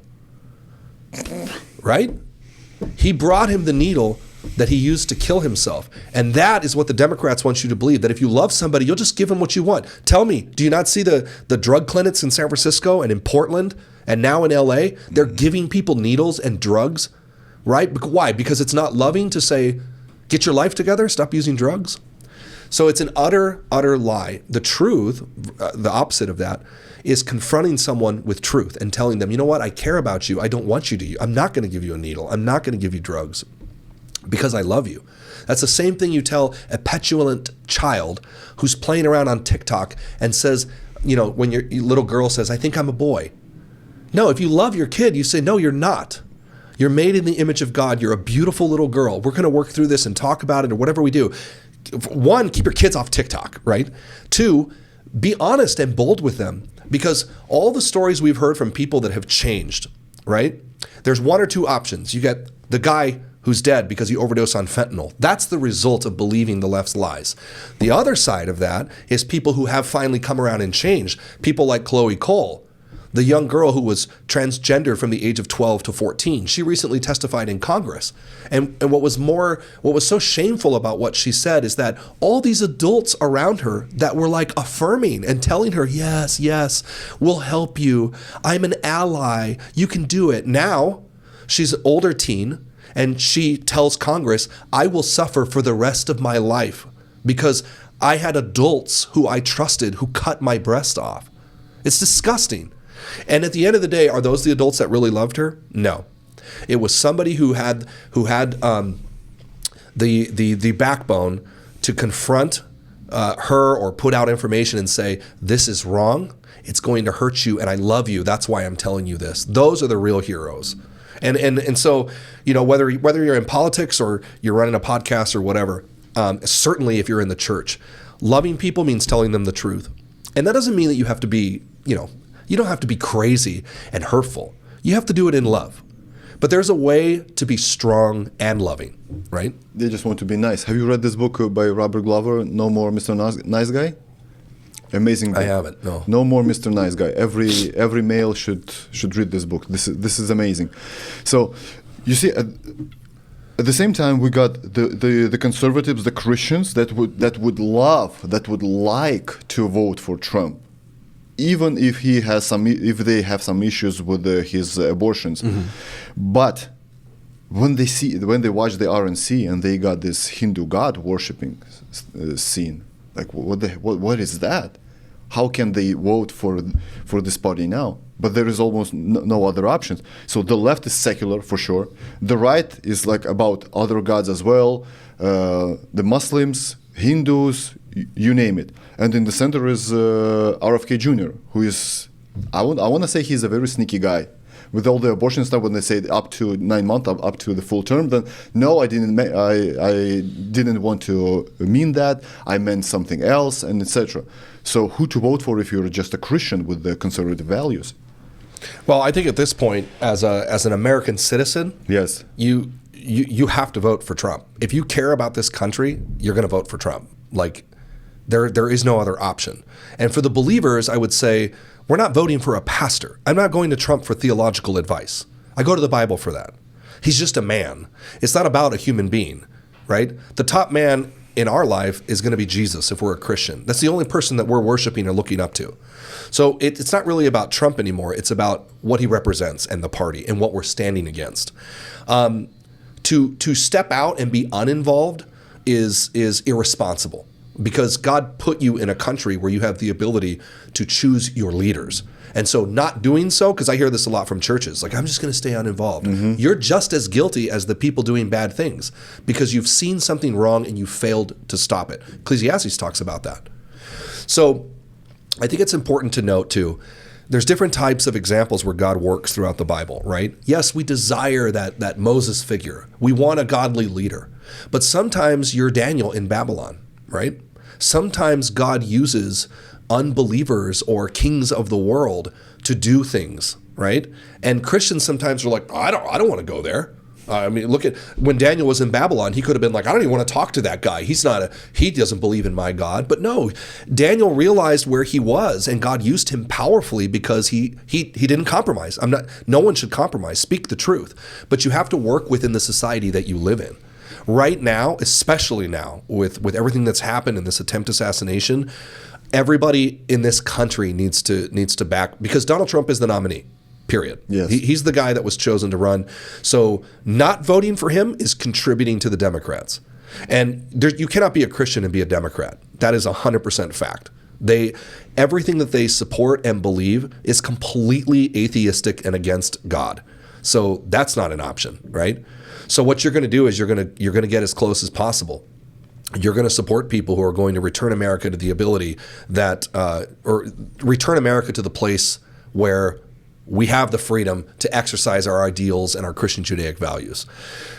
Trump's not perfect. Nobody is. Nobody's. But you're not going to find, if you're waiting for a perfect candidate like that, you're not going to find him. People in general are always going to let you down. Pastors are going to let you down. Right? We shouldn't be elevating people to some God level of perfection. It's just not true. So the question is, well, what do you do now? Right? Just rationally thinking through, critical thinking this situation. You need to vote. That's responsible. And you can't vote for a party that's propagating all the evil of leftism and human secularism. So you're left with Donald Trump. And the truth is, Trump did a lot of good stuff last time he was in office. And I think God used him a lot. So, and I hope, more recently, I don't know. I think you should be praying for him, I hope some of the stuff that's happened is waking him up and maybe causing him to rethink his spiritual condition.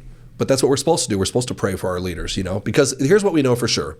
We know that when evil is in charge of a country, the people groan, the Bible says, right? When bad leaders are there, immoral leaders. But when the righteous are in charge, people rejoice. Mm-hmm.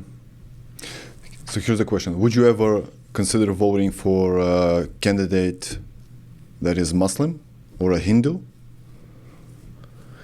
That's never happened yet in this election. We've got Vivek. I think, and Vivek, I think, had a lot of problems because of his stance. I mean, in fact, if you watch a lot of interviews, you'll hear people said like, who was that one famous lady interviewed him said, I'm not going to vote for you because you're Hindu, basically. Yeah. No. She said, I'm not going to vote for you because you're brown, something like that. Indian. Indian, yeah. That was racial, not religious stuff. Okay, well, that's ridiculous. That's ridiculous for sure. But yeah, I don't know. I would have to consider that if that happened. And the reason I say that again is because I want to be clear to draw a line here that government is not church, and we were not established that way. But we do want to vote and elect people that are going to further our Christian Judaic values. Yes. Right? So that puts you in a tricky position. I mean, what do you say to Christians that live maybe in other countries around the world where they don't have any kind of biblical background? Should they never vote? I don't know. I mean, do you give unto Caesar what is Caesar's at some point? I think you have to fall back onto the idea that who establishes government? Does God? God decides who's in charge and running countries? Or is it, a council or a group of people? That's a difficult question. I mean, we're not the only ones considering that or thinking about it either. I was just listening to, the Ben Shapiro podcast. He was mentioning how he didn't vote in 2016 for either candidate because he didn't like them. And then over time, Trump was a lot more conservative than really anyone before him, way more conservative than the Bush administration. And then the second election, he voted. And then you keep going down that road, and he kind of saw how bad the left was, and now he donated to Trump. So, it's like when things get bad and there's great conflict, I think you have to choose a side, right? So I want to say up to 7 or up to 8 mayors of UK's largest cities are being elected as Muslims, and we see the movement, the Sharia law movement. Mm-hmm. So once you give up the culture, once you give up the rights to those people, they're going to turn this country into a Sharia law country. That's what Europe is saying, yeah. Yes. Mm-hmm. So Yeah. that's why I'm asking you whether you would ever consider voting Well, for a but- Muslim or for a Hindu. Because Well, a Hindu, that's two very different though ideologies. I mean, Hindu is a Pandora's box. You have no idea what's inside. yeah, The books are very complicated. Yeah. With Islam, you've got the Quran and you've got the Hadiths. How do you Yeah. say it? But Hindu is like, what is that? What's the goddess? What is that? That's a creature. yeah. And Hindus, it is very. It really varies. A lot of Hindus are Hindus like because their parents were. It's Yes. like traditional, right? Yes. It's like a lot of Catholics too are like that. Culturally. There's their cultural beliefs. That's quite different than a very active Islamic belief. That's two different worlds, you know. I mean, you could say the same thing about all these people that say they're Christians and they're not. You know, I mean, that's what's happening to our country. I just watched an interview with what's his name? Speaking of he's an Indian guy who produced the documentary, and then they put him in jail. D'Souza? Yes, Dinesh D'Souza. Okay, so I just saw a clip of Dinesh D'Souza talking with a Muslim guy who was in like a traditional dress and hat and clothing, and the guy introduces himself as a former extremist who has changed his mind, and he's talking about extremism throughout the world and how they will always support Democrats and leftists. And he's like, yeah, you want to go transgender yourself? You want to go kill yourself? Go do it, right? Of course. And then Dinesh D'Souza asks him, he goes, so what is the end goal of the extremist Muslim? Sharia law. And he said it's Sharia. It's for the whole country to be Muslim, basically. It's the caliphate, right? Yes. So, but then you have this guy saying, but I've left that and I don't do that anymore. So it's See, very, with Islam, it's very difficult because on It's one very side, difficult. you've got Iran, for instance, right? Afghanistan. And on the other side, you've got, for instance, Turkey. It's an Islamic country. It's not that bad, I want to say. It's pretty West. It's pretty European. they're turning more Islamic and extremist Yes. in the last like 5 years. We've got the UAE, so Dubai. Qatar, Saudis, yeah.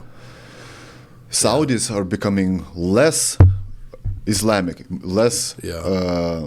Orthodox Islam. Well, and their splits are very much along ideological lines as well. Sunnis, Shias. Yes, and the people that Wahhabis. flee those countries, they flee for a reason. That's why they course. flee to the UK, to France, and they want to turn to the Germany. They want to turn those countries into Sharia. They don't want to turn UK or France or Germany into the second Dubai or Turkey.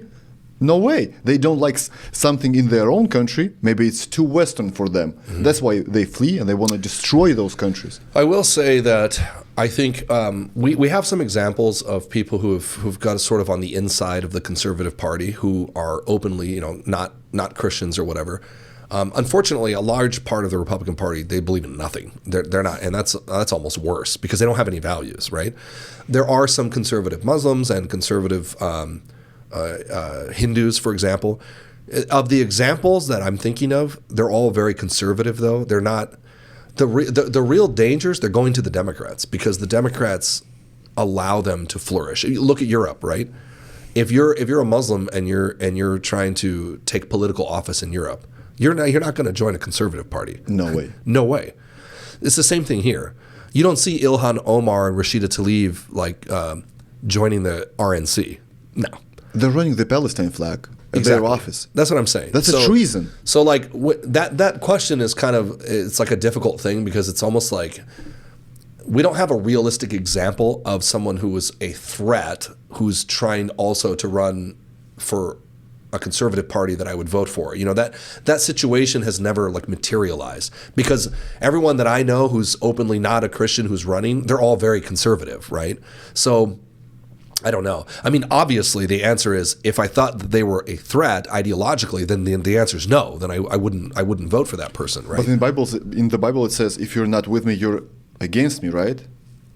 Is that correct? Yeah, but you have to put that in context of what we're talking about. Like, we're talking about a church or spiritually, yes. Don't worship other gods rather than me. Yes, absolutely. We've got Vivek. He's a strong candidate. Yeah. Maybe he's a candidate in 2028 and he's Hindu. Yeah, okay, so when you look at a constitutional republic, though, right, one of the things that our founders wanted to clearly establish that was different than Europe is that there is no Church of America that's involved in the government. There's no Church of England. So, like, if I agree. I more than agree. I assert that in order for the American constitutional republic to work, we have to maintain our Christian Judaic values, or else it'll fall apart. But part of those values is free will. Part of the values of living under a society developed by Christians is that we have freedom of religion. Mm-hmm. So you have to balance that, because, like I said, I'm not going to vote for Vivek to be my pastor or teach me the Bible any more than I would Donald Trump. I'm not learning Bible lessons from either one of them, right? So who was the guy that sworn in not to the Bible but to the Quran? I don't know. A month ago, he swore. I believe that was she. She swore onto the Quran. I don't know. A Democrat? Of course. Would you be okay? The U.S. president swear under the Quran, not the Bible? No, I mean, I wouldn't like it, but like our constitution of government is much more open when it comes to our beliefs and faith. I think the fallacy that people have is that even though it was designed to be open, they firmly said that the country won't work without the Bible and the God of the Bible. And they weren't talking about Islam, they weren't talking about Hinduism, they were talking about Christianity. That is emphatically true. George Washington said you cannot run a country without God and the Bible. Patrick Henry said we're not we're not a nation of religious people. We're a nation of Christians who believe in Jesus Christ. So these men were very strong believers, we know that, but they also established a form where there wouldn't be persecution for people who disagreed with us. No persecution, just... Right? So this is the challenge. If that's our system, then the real challenge is the church staying active in society and in their culture to ensure that the good is the predominant influence on a culture. See, I don't blame if you're a Hindu or Muslim and you're trying to run for office. I actually look at your own house first. I look at the church and say, why have we come to this point where the culture has turned their back on God? Well, all you have to do is look at the church, and they've turned their back on the culture. Or worse, they actually accept the culture into their church, they right? Encouraged it. So, and I think that's very important. It's a line that we have to abide by, because God establishes that perspective. And like I said, there are times throughout history where you might find yourself under, not the ideal leadership structure, right? Like we mentioned Daniel in Babylon, right? I'm sure Daniel would have loved if the Babylonians all converted to Christianity, but he took a position in the Babylonian government, very high level, right? Same thing with Joseph. Joseph rose to number 2 in Egypt, yes. Very powerful position.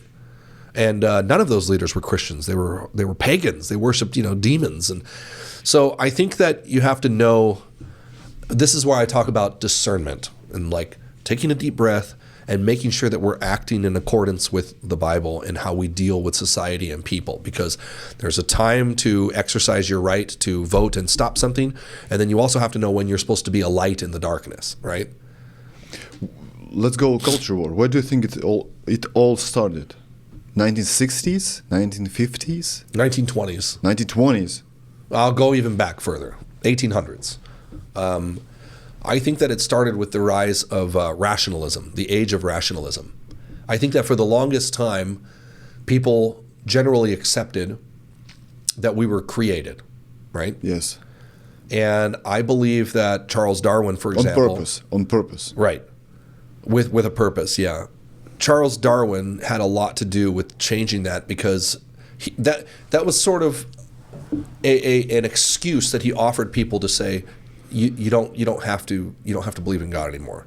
Here's this ridiculous theory that says we all came from primordial slime and we turned into monkeys and then we turned into giraffes and people, all from the same thing, right? People are so desperate to not be accountable, to get rid of our guilt, that they were like, yeah, okay. Yeah, we did come from mud. We're dirt, so we could do whatever we want. There's no accountability, right? If nothing happens when I die, then I can go and sleep around with whoever I want. I can use drugs. I can, whatever the excuse is. It changed everything. The greatest scientific minds in history believed in God. That's a fact. Even the greatest artists like Michelangelo. Artists, everything beautiful came from people who live within the realm of reality, right? So I think that was, to answer your question, the beginning of the cultural change. we shifted from a general homogenous consensus that we all believe in God, and that began to change. And as that began to change, that crumbled, and that mentality got into the education system, and it started to change. Now you skip to the 1920s. When Karl Marx died, there was a small group of people that went to his gravesite, and one of them was a guy named Fabian. And he developed the Fabian Society. Their goal was to say, okay, the ideals of Karl Marx didn't work out too well early on in the 19th century in Russia, but we still want to push these Marxist beliefs into Europe and into the West. But they learned some lessons that if you come out too soon and you tell people who you are, like, you're going to get in trouble. You're going to get arrested, right? You're threatening people's freedom and their morality. So they formed what's called the Fabian Society. The Fabians believed that the best way to influence the culture war and change people's minds towards this atheist belief of Marxism was to get into the education system. And they did. They started the Fabian Society. They came over to the U.S. And they began getting into education systems and meeting with other American socialists and Marxists. And then eventually, if you follow that trail throughout history, the Fabian Society led to the group called the SDS. Now, that is a group, the Society for SDS, Socialist Democratic Society. I'm forgetting the words now. I got to look it up. Students for Democratic Society. It was somewhere right there. The SDS is very important because you know who was members of the SDS? Remember, it was communists and these Fabians who started that movement. SDS members included Obama, Hillary Clinton, guys like Saul Alinsky, who was very involved with the SDS, who was a devout communist. And these are facts. Yeah. So this is when now you come to this sort of age of sex and drugs. In the 1960s, you have this sort of birth of neo or progressive Marxism that starts to flourish. I don't think America was quite ready for it, right? There was a lot of kickback on that at the government level, even before. Right, I'm sorry. Kickback before the '60s, you have the Committee on Un-American Activities and McCarthyism, and the government was going out and looking for communists and arresting them for being sympathizers. Mm-hmm. Today, if you go to UCLA or some UC Berkeley, they're going to be like, "Oh, McCarthy was so terrible," and I'm like, "Yeah, but was it? Look at what's happening now. Like, maybe he was onto something there." Then so past that, America just wasn't ready. People still love baseball. We still went to church on Sunday. We still ate apple pie and loved America and sang, the national anthem and stood up for the flag. Times. So the 60s was rough for all these hippies because people didn't like the hippies, Police would go in and clean them out of schools during protests, and they utterly disgraced us during the Vietnam War. What a disgrace. And that's all been painted differently in history too. So that movement, it continued to build, right? A lot of the atheist, drug-using hippies grew up and they became college professors, right? I mentioned Obama, who was involved with the Weather Underground, a documented terrorist organization. They bombed a police station. Bill Ayers, who was the leader of the Weather Underground, went to prison. Obama had him on his campaign trail. So they've always been very anti-American, very, very open about their Marxism. And they hate the God of the Bible. They hate it because Christianity gets in the way of everything they try to do. So when they grew up, you see these rebels, these socialist, anti-American Marxists. They grew up. They went to college. They got jobs. They became engineers and doctors and presidents and politicians, etc. And so you have this new wave where They've been working many, many, many years to change, to rid the West of these Christian ideals because they were told by guys like Fabian and others like who was the Italian Marxist who did time in prison. Anyways, they were told that one of the big problems they had to get rid of was the idea of Christian Judaic influence. So that's morals, marriage, morality in general, things like pornography and violence. They purposefully had to do this to change people's minds. And then you come to this sort of new era where all the while it's happening here, it's also happening in Europe and around the world. And you have groups like the World Economic Forum and leaders who are more globalist who are pushing and supporting this. People like George Soros who are funding with millions and millions of dollars positions of change to affect these goals, right? And then you come into the 2000s, and these little kids are leaders, like we said. And then there's another wave that's even more violent, because all of these things that the leftists do, they get worse as time goes on. So at first it was like leftists who wanted socialism, but they grew up in homes like in the 40s and 50s where parents still, there was order and their parents loved them and they still liked America. But they destroyed all of that, the baby boomer generation. So then you get to today and you have kids that have no connection to the past at all. They don't know anything about America, where we came from. They've been raised on lies. And now it's all identity politics and racism. And it's just, America's the worst of everything. It's like we were talking about rhetoric, right? Trump is Hitler. He's evil. Yeah, and it makes them very angry and violent. And it makes them violent and angry and very emotional. So this current generation it's got a lot of issues. They're all social media driven, right? They've been told and taught in school that critical thinking is racist. They don't think through things. They're not patient. They're not kind. They don't exhibit any of those early character traits that we valued as Americans and Christians. And it's almost like spinning out of control. That's what I was saying earlier, how like your Clinton and Pelosi generation of Democrats, they can't handle the monster they created. They brought in these Rashida Tlaibs, these Ocasios, and it's like destroying the country. But this is their ugly birth child. They made it that way, and now they're losing control and they don't know what to do. Answer me this. So from 1992 to 2000, Clinton era, one of the best times, right, in the U.S., but he was a Democrat. What switched? What happened? 9/11? Obama? I think that there are periods where you kind of live off of the fuel of your predecessors. So I don't know that I would call it one of the best eras. I think that almost no wars. Yeah, well, some of that is circumstantial, right? I mean, Clinton got on all kinds. There was Serbia was going on. You had a desert storm. Yeah, but that was NATO, not the U.S. And you also had a lot of stuff in the geopolitical realm that he let go, right? Stuff like Chinese espionage increased greatly during those years. Geopolitically, Clinton wasn't the best. Clinton was also busy doing his own stuff domestically as well. But a lot of what he benefited from is because of people before him, right? So think about like if you get a good president in and we build up the country and we build up the strength, right? If I'm done after that, then the next guy can kind of coast for a while. Because Clinton wasn't as militant. That's what I'm saying, the difference between that sort of Clinton generation of Democrats and the ones today. He wasn't as militant in destroying the country. That started with Obama. That was a big, big change. Clinton, they still had their issues as leftist, but they didn't advance the ball as far down the field as the radicals did. By the time you get to Obama, the world changed. It changed fast. As soon as he got into office, he immediately started tearing down the American Republic and our way of life and our ideology. I mean, his open animosity towards Christian Judaic values was very obvious. And nothing's been the same since. Think about issues of sexuality and morality.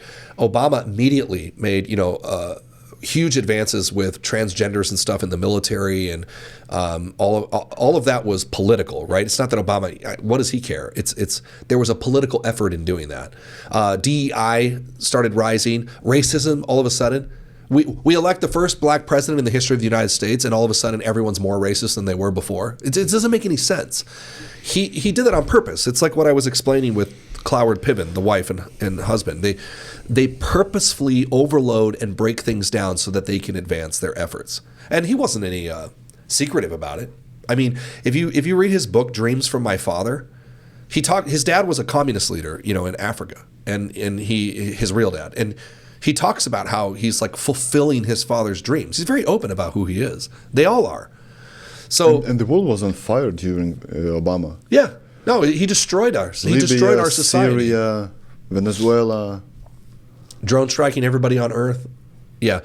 It's ISIS. When Trump got in, ISIS just vanished, disappeared. How so?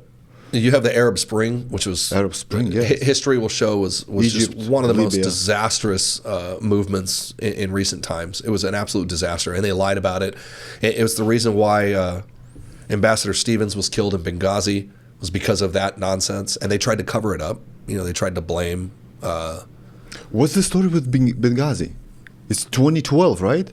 So we had removed, right, the regime there. Gaddafi was killed. Remember there was videos of them dragging him through the street? I will never forget his face when his own people were just killing him. Yeah, I mean, he wasn't a nice guy, right? His guys didn't like him. But what happened when he left was a void in power.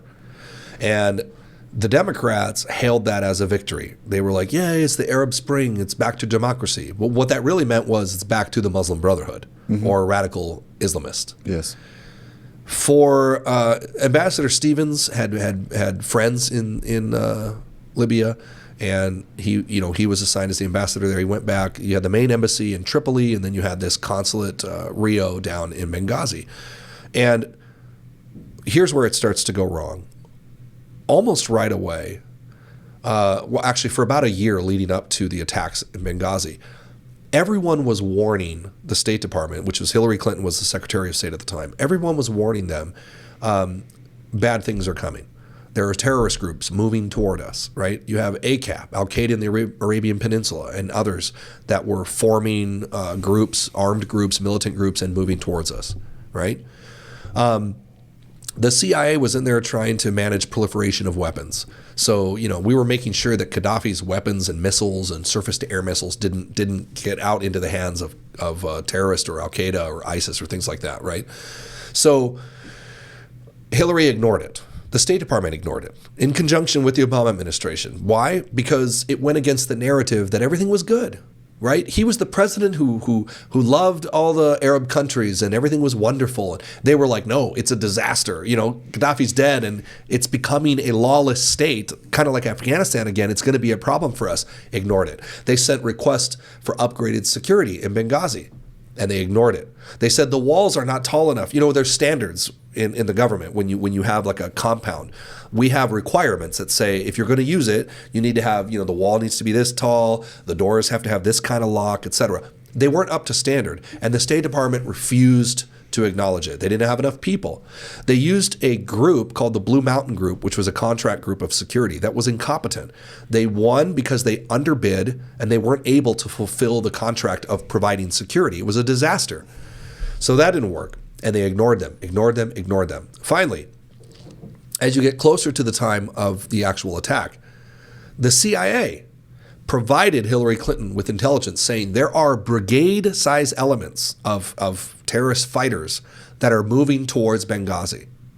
And it was all ignored. Then, of course, you have that fateful day where the house there in Benghazi is attacked, and then they move over to the annex, and there's a further on attack, and it results in the American deaths of the contractors, the CIA employees, and of course Ambassador Stevens, who got lost during the fight and probably died of smoke inhalation, but they still drug his body through the streets and embarrassed him. In the aftermath, because I was working for the government during this time, I watched the Democrats get on CNN and every major news network and lie about everything. They straight lied to the people. They lied about what happened. They lied about the intelligence. Hillary Clinton had entire portions of the warnings redacted, taken out to say that, oh, she never knew. Instead, they blamed the riots on some guy in San Diego who made a video of making fun of Muhammad. And they went and arrested him, right? Remember, Hillary said it was spontaneous riots. That was a lie. She knew they weren't spontaneous. In fact, during the investigation, they found communications where they told her this is not spontaneous. This is a terrorist group. And so they do what they always do. They lied to cover up their failed ideology. Everything they did was ideological. They're leftist, right? So they reject everything that Western civilization has to say, and they've adopted this secular, we don't believe in God, so we can change the world type mentality. Everybody's actually good inside, right? Which is not true. No. The Bible says everyone's bad inside. You need a savior. We need God to change us, because without God, we're pretty animalistic. We're evil, right? We do bad things to other people. Humans don't have a good track record. But these leftists are delusional, and they think, well, the only reason there's Al-Qaeda is because of global warming, right? What? Oh, yeah. It's absolutely insane. Global warming caused the problem. Capitalism, it's your fault. If they only had more opportunities, they would all stop abusing women and just love each other. It's like they're delusional. They're crazy. And then, like, this is what I said earlier. Every time Democrats are in control, people die because they're not connected with reality. People get hurt, people suffer. Whether that's an attempted assassination of Donald Trump and their DEI nonsense and their failure and their incompetence, or Benghazi and their ideology getting in the way of common sense and knowing how to keep people safe. They failed. Or the withdrawal from Afghanistan, where Joe Biden ideologically is he's not even alive most of the time, right? Obviously people using him like a puppet or saying, you got to just leave Afghanistan. Nobody stopped to think about how we would do that. So we stabbed all of our allies in the back. We abandoned all the friendships we'd built. We'd been there for 20 years. There was kids who were born with the Americans in control, and they were raised in school believing in democracy, that they could be free someday and girls could go to school. And Joe Biden took those kids and said, here you go, and he gave them to the Taliban. We left $86 billion worth of equipment and weaponry in Afghanistan. Why? Because they're What's cowards. the reason? Like, you can withdraw, but it just takes time. Look, there's more to that story that I think is going to come out if Donald Trump is elected president. So there's a reason, on purpose. Absolutely. There's no way they just call somebody and get out. If let's just look at it like a game, like a puzzle game, right? If I told you, give me the motive, right? Just like a murder. When someone's murdered, we're going to look for who's going to benefit the most from this. Well, let's look at what happened. $86 billion worth of equipment and weapons. Those weapons spread throughout the world. Some of those weapons, by the way, showed up October 7th in Israel. Hamas was using them to murder people. Monetarily, of course, the Americans all pulled out and ran away. You know who did not? The Russians and the Chinese. In fact, they built bigger embassies. They stayed there. In Afghanistan. They signed mineral deals and resources. So they stood to benefit greatly. You telling me you don't think that Russian intelligence, FSB, and Chinese intelligence were in that airport looking at our equipment and facilities like immediately? You telling me you don't think that they were helping the Taliban come back in?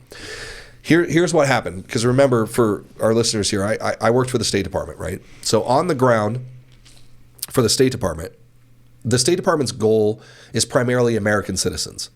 The security personnel, we were called RSOs. In the States, we're special agents. If you're at an embassy somewhere else, you're called a regional security officer, right? So there's a bunch of RSOs and ARSOs, assistant RSOs. So I've talked with these guys. I'm pretty close to some of them who were there on the ground, very close actually. So this is all firsthand account. And I was back here on the civilian side helping coordinate getting people out. That's how bad the government failed, that I was already gone from the State Department, working in the U.S., and I was getting phone calls from people in D.C. saying, can you help us because there's American citizens that are stuck there and they can't get out. And so I was using my connections and calling people. I think in total we got 38 people out. Between me sending visas and passports and photos, talking to people on WhatsApp and Signal, and then coordinating with government guys that I knew on the ground to get them out. Because Joe Biden abandoned them, like completely just was like, goodbye. It was a disaster. The first thing that went down, I noticed, the Air Force left. And that was a big strategy sign. This is why a general should have been fired for this. Everybody who knew anything about the global war on terror knew that one of our great advantages is air superiority. Yes. It's very difficult for the Taliban and Al-Qaeda and these guys, right, to crawl out of their caves and come kill Americans if you have an F-22 or a drone in the sky, right, or a C-130 gunship. So the fact that the Air Force left was a big shock. And I mean, this is how shocking it was. I was on the phone with someone there, and he's like, I don't know what's happening. All the planes are leaving. They didn't even tell the other Americans. So the Air Force, gone. Troops start leaving. Then all communications got shut down, everything. There was no comms from American citizens able to reach the State Department. And I thought that was weird. And again, because I had contact with people, I was talking to people going, why is the State Department site down? Why are the phone lines down? And he's like, oh, dude, they shut everything off. So I'm calling people's cell phones personally, right? So this was a very on purpose withdrawal. Basically, Joe Biden, right, woke up from an afternoon nap and was like, like he gets all angry when he yells at people. He basically was like, get everybody out of Afghanistan. There must have been people around him going, sir, a lot of people are going to die if you do this. I don't care. I'm trying to win an election. That's all he did it for.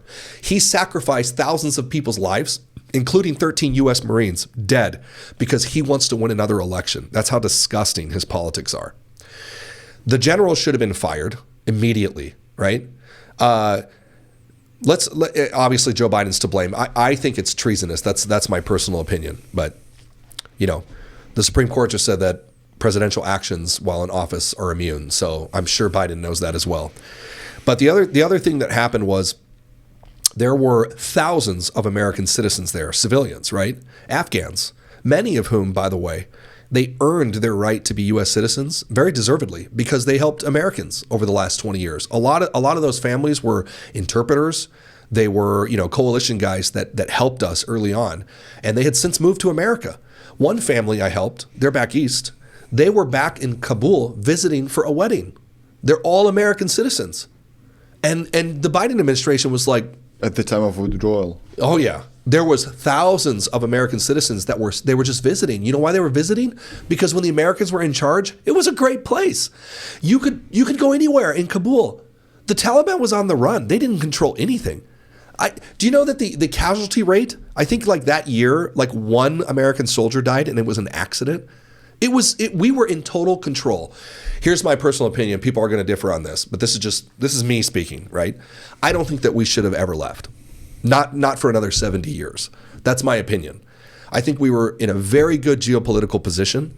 We were finally giving the people of Afghanistan the opportunity to generationally grow out of that Islamic warrior mindset, tribe mindset, and actually have a free democracy. There were kids there actually going to school, girls who didn't have to cover their face or be burned with acid.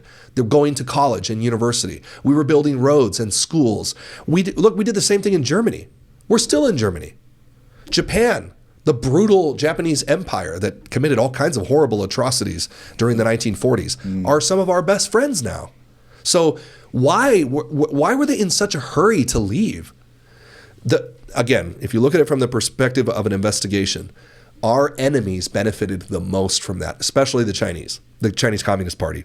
And the Russians have some deals with Taliban right now. Absolutely. Putin is with Taliban. Absolutely. All the time. Yeah. They're going to go in on the BRICS deal, not to mention natural resources, training, the position, like where Afghanistan is located. You don't think Putin and the Chinese are happy that there's no more Americans there?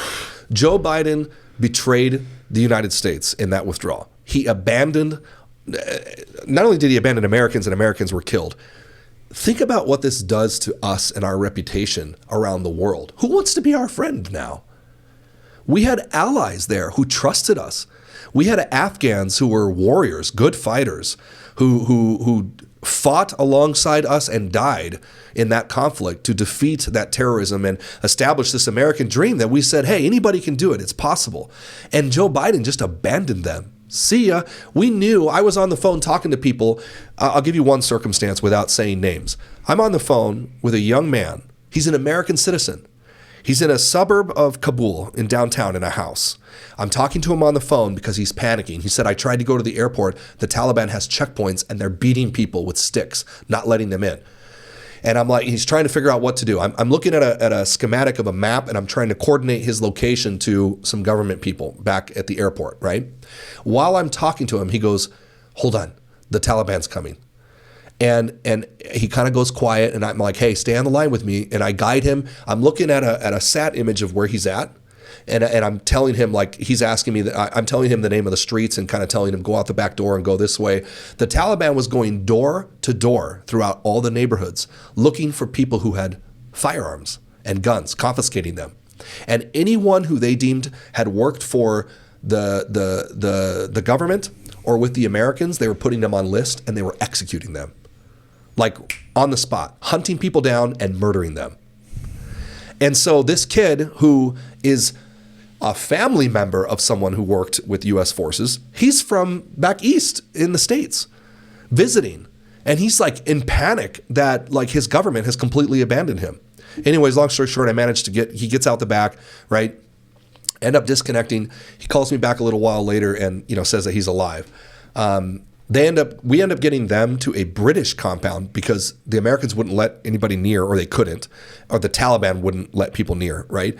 Every time he would try to approach one of the gates or points, we tried to get him in Abbey Gate before the suicide vest went off, and the Taliban would be shooting over tops of people's heads.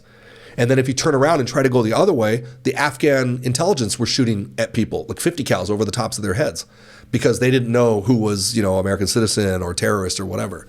Absolute chaos. We ended up getting him and his family into a British base. I believe it was Barron was the name of the operating base. And from there, I talked to a British army lieutenant, who gets on the phone. He's like, "Who are you?" And I'm like, "I don't have time to go into this, but I got these people here. They're Americans. They have blue books. I'm having someone from the airport. They're trying to get to you." And so we coordinated a convoy, picked them up, and they got him back to the airport. And then I next heard from him. He was in Doha, so he got out of the country. But unfortunately, thousands of people did not get out of the country. And it's a betrayal of such a disastrous proportion that the mainstream media has been silent about it. It is the biggest disaster I've ever seen in my life from the government. An utterly disgraceful, treasonous act. Only this footage of that plane alone explains everything. When people just hang on the doors when the plane takes off, that's like in a movie. That's horror. You think those people who died clinging onto the wheels of the plane wanted the Americans to leave? No. The only people that wanted the Americans to leave were the Democrats, the Chinese Communist Party, and the Russians. Now, I'm going to go a little deeper. Maybe the Iranians. Yeah, definitely the Iranians. Let's go a little deeper and realize, and like maybe back up and ask yourself, if you were a detective, okay, and you're investigating this case, I see the motive, I see the crime.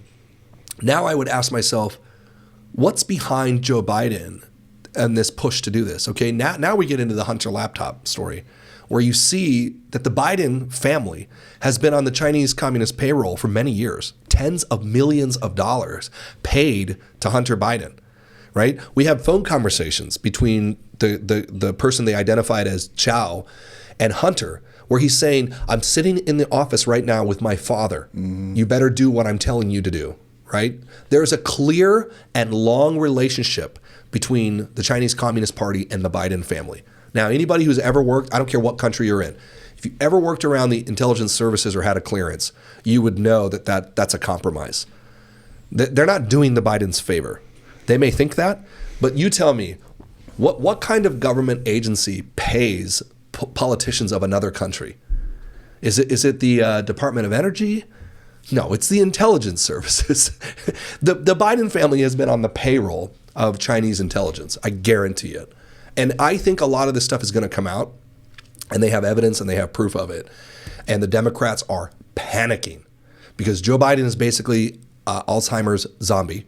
And you got his brother and you have Hunter, right? So you have a lot of people that are going to be exposed. The Democrats have, because of their stupid anti-American ideology, are the perfect targets for Chinese intelligence and Russians because they're exploitable. They're easy to manipulate because they already hate their country. It's but perfect. You've been a politician for 50 years. You've been a vice president. Now you became a president. Why would you sell out? Money. How much? Millions and millions of dollars. I mean, I have to go back. I did a special. Do you think he didn't have those millions? Not as much, no. I did a special called Treason in the House. It's a 2-part on the laptop series. I have it up on YouTube. It's really interesting. I'm going to put the link in the description. I went through all the details that came out about like the laptop detail, and like I basically looked at the evidence and then I gave my perspective as like a former federal investigator on like what that would mean to me. And for anybody with common sense, it screams espionage. It screams like they're obviously on the payroll because nobody in a Chinese energy company pays you $10 million without getting something from it. What's my benefit, right? And that's what like the mainstream media refuses to investigate or ask. Like, why would Chinese Communist Party officials be paying Hunter Biden? For what? For crack? Millions and millions of dollars. They're all making millions of dollars on this.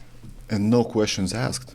That's a great, media. And that's a great thing to remind people when you talk about Donald Trump, because people who are in financial distress are easy to blackmail. right? They're power hungry. Donald Trump, I don't know if you recall, he gave his salary away. Yeah. He gave it The away. salary is ridiculous. He didn't need the money. He's worth $4 billion. Yeah, so he did it because he loves his country, not because he needs the money. Joe Biden did it because he can make money. You know what's interesting? You can find shit on Donald Trump. They can't find shit. Oh, they've tried. Teflon done. Yeah.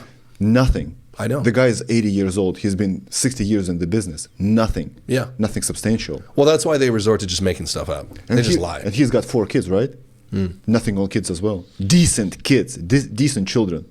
The guy has how many children? One of them is a junkie, corrupt as hell. That's crazy. Maybe billions of dollars. Billions. You understand though now why there's great motivation though to try to assassinate Donald Trump, because what they've done to that man. I mean, I don't know anybody. I was just talking to my wife the other day. I don't know what kind of person could go through what he's been through. They've tried everything. How many criminal lawsuits, indictments, raided his house? Lies. Biden gave them, deadly force authorization when they raided his house at Mar-a-Lago. They, the Russia collusion thing, which they knew was a lie. They knew it was a lie. That information came from the Hillary Clinton campaign. And they were like, oh yeah, we'll use it.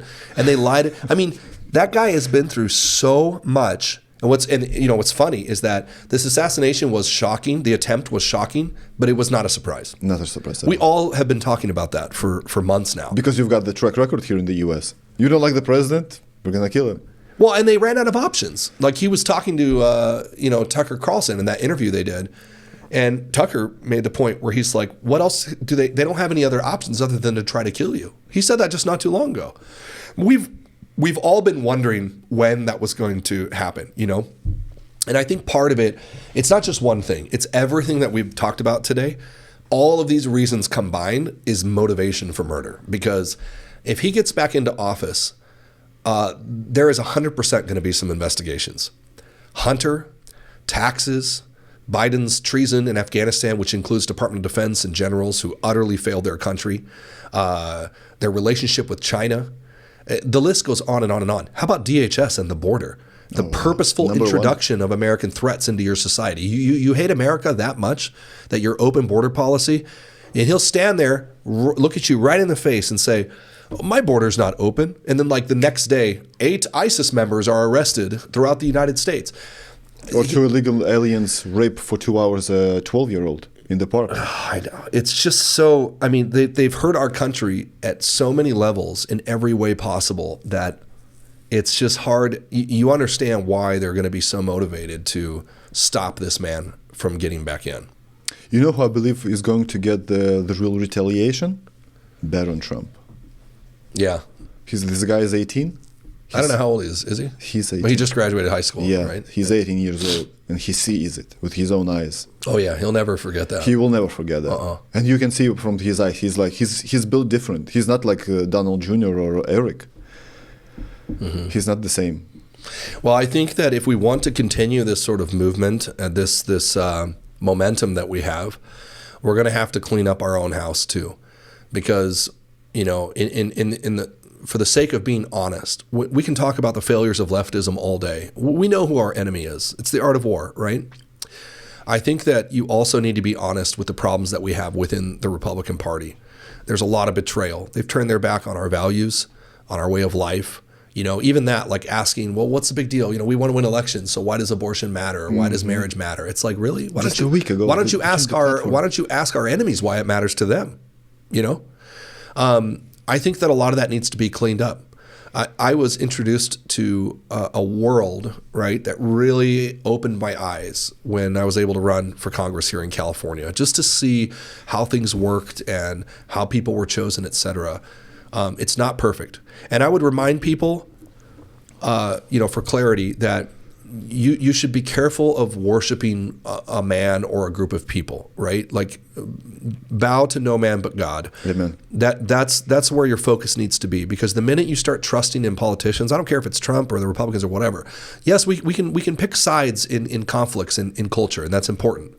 but always be wise. Like, be discerning as a Christian. Understand how to divide right from truth. You have to be really cunning and careful of voices, even within our own party, that are spewing things, and you're like, that's just not right. That's dangerous. And you have to be careful of that. So I think that rightly dividing truth from falsehood is correct. And really the only way to do that is to make sure that you're in the Word every day. If you're a Christian and you're a man, you need to be at least once a day, need to be reading your Bible. Because the Word of God changes your perspective. It sets the tone for the rest of the day. It's going to change the way that you talk to people. It's going to change the way that you think about things. If without God's Word, if you're not reading and intaking the Bible, all you're intaking is like trash, right? And out of the heart, the mouth flows, is what Proverbs tells us. So if you're intaking politics, you're getting worldly opinions. You're getting people that are hateful, they're angry, they're emotional. It's all this confusing information. The Bible is a great way to just kind of silence everything and just let me get some truth. The Bible gives you a correct perspective on how we should view the world. Having a biblical worldview is extremely important, and it's something that our founding fathers wanted to make sure that people had, like purposefully. Do you know that in Yale and Harvard, for example, Greek and Hebrew were mandatory classes? Because they believed that the end goal of all of their studies should be understanding the Word of God. They wanted their smart people to be able to read the Bible for themselves, not from a priest or from a government official or from a pastor. You as an individual in America could have a Bible in your home and hear directly from God on how you are to conduct yourself and act with your family, with your friends, at your job. The Bible is our guideline. So I don't care if you're Republican or Democrat. If you abandon that guideline, you're going to abandon the realm of reality, and you're going to fall into what our enemies want you to fall into, which is just a complete departure from Western civilization. And I can't stress that more, especially for young men these days. Very important. If you take Bible out, it doesn't mean you're gonna have an empty space. It's not going to be a void. You will fill it with something. It's like, exactly. If you don't believe in Jesus Christ, it doesn't mean you don't have a God. You have it. Maybe sex is God for you. Maybe money. Maybe something else. Absolutely. Everyone has to explain their perspective somehow, right? If you ask somebody like, well, what do you? Maybe you get some leftist that's like, I don't believe in God. I determine whatever I want. Okay, so what, are you God? Like, what do you explain? This is what I meant by Aristotle's First Principles. He wrote about that in a collection of works called the Organon, which is his collection on logic. And he said that basically First Principles are that all science has to be premised on reality. Otherwise, everything that follows is false. So if I make an assertion that this cup is white with black dots on it, right? If I start a conversation and say this cup is red, and then I come to all these fancy scientific conclusions about the color red afterwards, it's all defeated by the first principle of the fact that I lied about this in the first place. The very foundation of my statement is false. So ideologies are not exempt from that. And you're absolutely right. If someone says, well, I don't believe in God, I don't believe, then they have to explain everything else in life, the existence of the universe. Why are we here? Where do we come from? You ask them, is there right and wrong? If they say no, maybe they're a moral relativist. Then I say, okay, then I can just kill you right now then, because that's right for me. Right? It's a cyclical, redundant sort of nonsense. And the only purpose it serves for people that talk like that, they want to justify their behavior. That's what it is. It's animosity towards God. It's pride. It's saying, I don't want to accept that I was created with a purpose, because that means that I'm accountable to someone for what I do. I don't want to hear that. I want to do whatever I want. I want to indulge myself. It's the original sin. It's exactly what Satan said. Lucifer said, I will sit on that throne, right? And then he was cast down, and then some time passes, and he says the same thing to Eve. Oh, God doesn't want you to eat the fruit. Why? Oh, because you'll be like him, right? It's the same lie. Satan doesn't invent anything new. You skip forward to today, exact same lie. Today's kids in this generation are hearing these racist, bigoted Republicans, that don't listen to them. Listen to yourself. Be true to yourself, right? You be you. It's this worship of self. But there is an entity that speaks to you, to your mind. That's definitely not you alone. There's someone's there. Oh, absolutely. Why do you think this major culture shift happened in the first place? Because the Christians were too sloppy, too lazy? They didn't want to preach. They didn't want anyone to convert, because Muslims, they convert. But we didn't. We didn't want to do that. Apathy. I think the church in America became apathetic. They hit cruise control. They thought, oh, we're good. America believes in the Bible and apple pie and baseball, and we all salute the flag. And we're going to hold these truths to be self-evident, not self-evident or whatever Biden said. They got apathetic and just hit cruise control and believed we don't need to be involved in society anymore. I think there's two parts to that. They believed it, but someone also told them that, and that's where the left was working really hard. The left, like we discussed with the Fabians and others before them, have worked very, very hard to get the church to be quiet. And anytime your enemy does something, you should stop, just like the culture war issues. When someone says, well, why does it matter? You should stop and say, why does it matter to our enemies? Why are they strategizing to attack it? Obviously, it means something to them, right? So they did that with the church very specifically. Why? Because historically speaking, in the United States, from the time of the American Revolution forward, the church was very active in government and society in general, in culture. Reverends, pastors were very influential in early America, and continued to be for many years. Many of the young men who joined George Washington in the Continental Army joined after messages were preached in their churches about the value of life and things worth fighting for. It wasn't, until much later that this whole concept of 501c3 status at a church, the nonprofit, that said, you can't be engaged in politics. Well, that didn't happen until 1953. So that's a very new concept and a purposeful concept. And that happened because they didn't like churches meddling in elections and having such an impact. So over time, the churches believed this lie that, we're not supposed to say anything about our culture or care about our society or the people around us. No one believed that ever before in history until after 1953. So if you're a church and you want to be a nonprofit and don't pay any taxes, you have to be apolitical? Yeah, you're not allowed. You're not supposed to say or endorse political candidates. Yeah. So, and a lot of churches use that as an excuse, and some of us ignore it because it's illegal. It's illegal. I'm saying it's illegal. I think it's unconstitutional. It is the law, but I think it's a bad law. And I think a lot of churches stand up every year and purposefully endorse candidates. And then they tell the IRS, what I did. We're hoping that it would challenge. They won't challenge it because they know right now if they were to challenge it, it would go to the Supreme Court, and the Supreme Court would get rid of it. And the left doesn't want that. They don't want churches waking up to the fact that you're supposed to be involved in your culture and in your society. So I watched this movie, The Letter to the American Church, and I'm right now, Texas. Yeah, and I'm reading the Bonhoeffer right now. Yeah. So the Third Reich did what it did because of the church. Absolutely. And the same thing is happening here. That's so crazy to acknowledge this. The church can stop this kind of thing. Yeah. In love and truth. And yes. Everybody thinks they have to be like politicians. No, just speak the truth. People are hungry for truth and direction. You see that in our culture because young men are turning to politicians and stuff. Mm-hmm. And in my mind, I'm going, why aren't they turning to the church? God has all the answers that you need in life.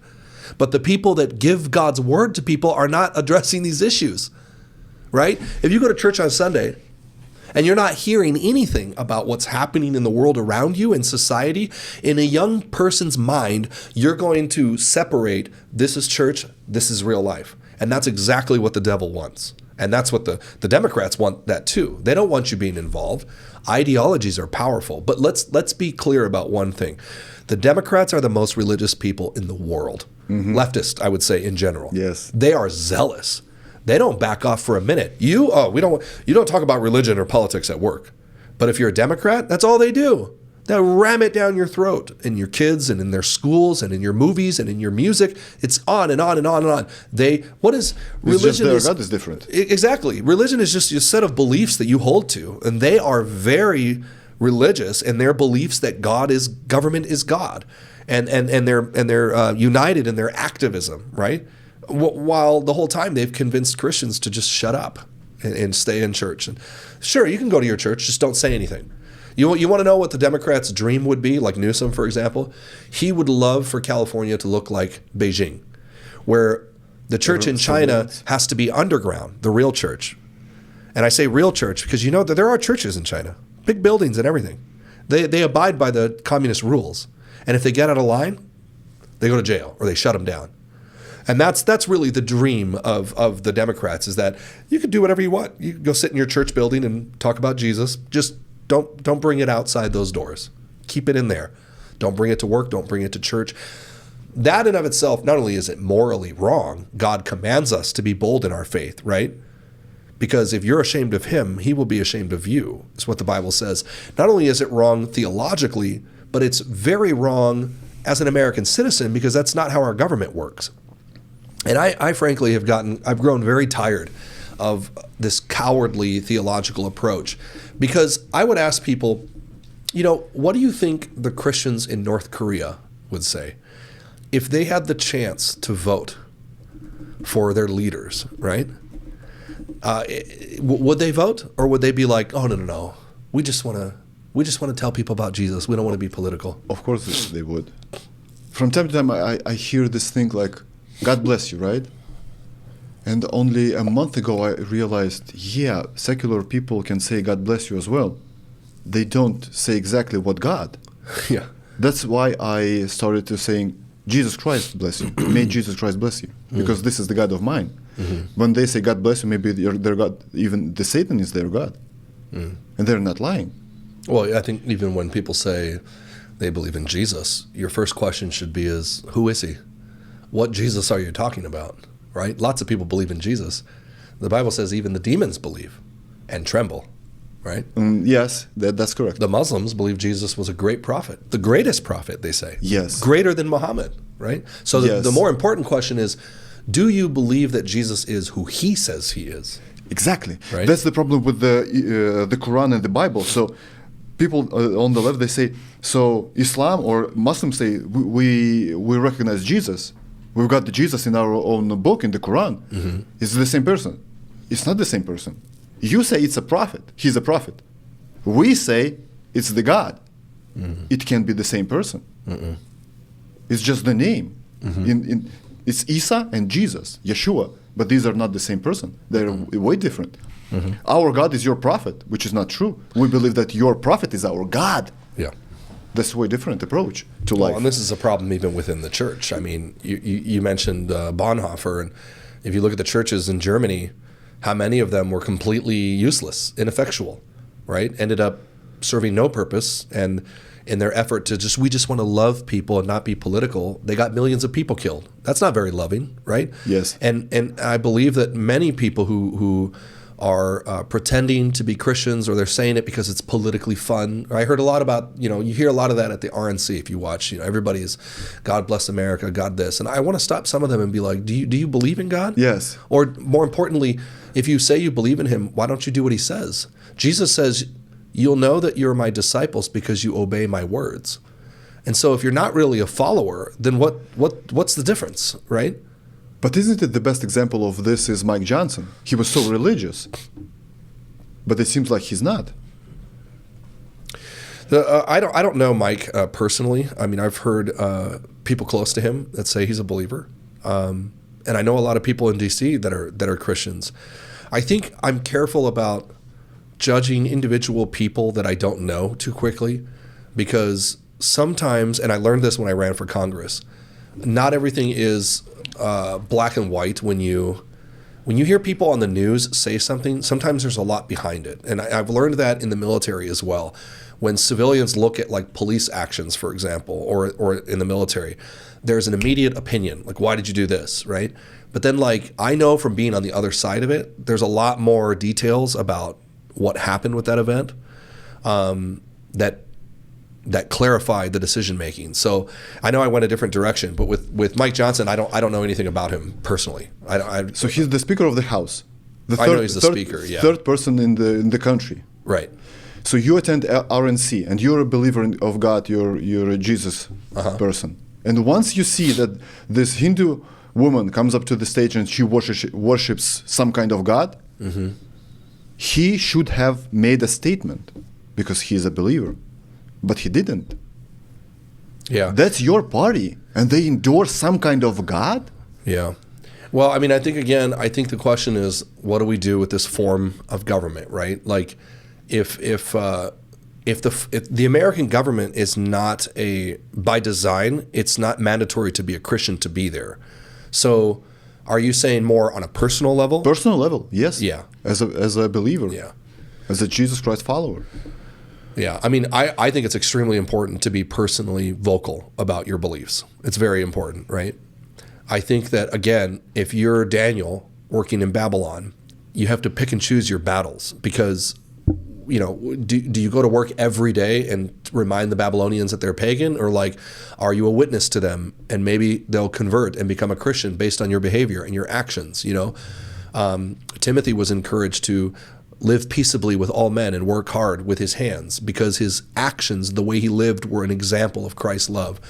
So like when you're in politics, you're working with a lot of people around you who are not Christians. Like there are Hindus who are much better morally than people who say they're Christians and they're not.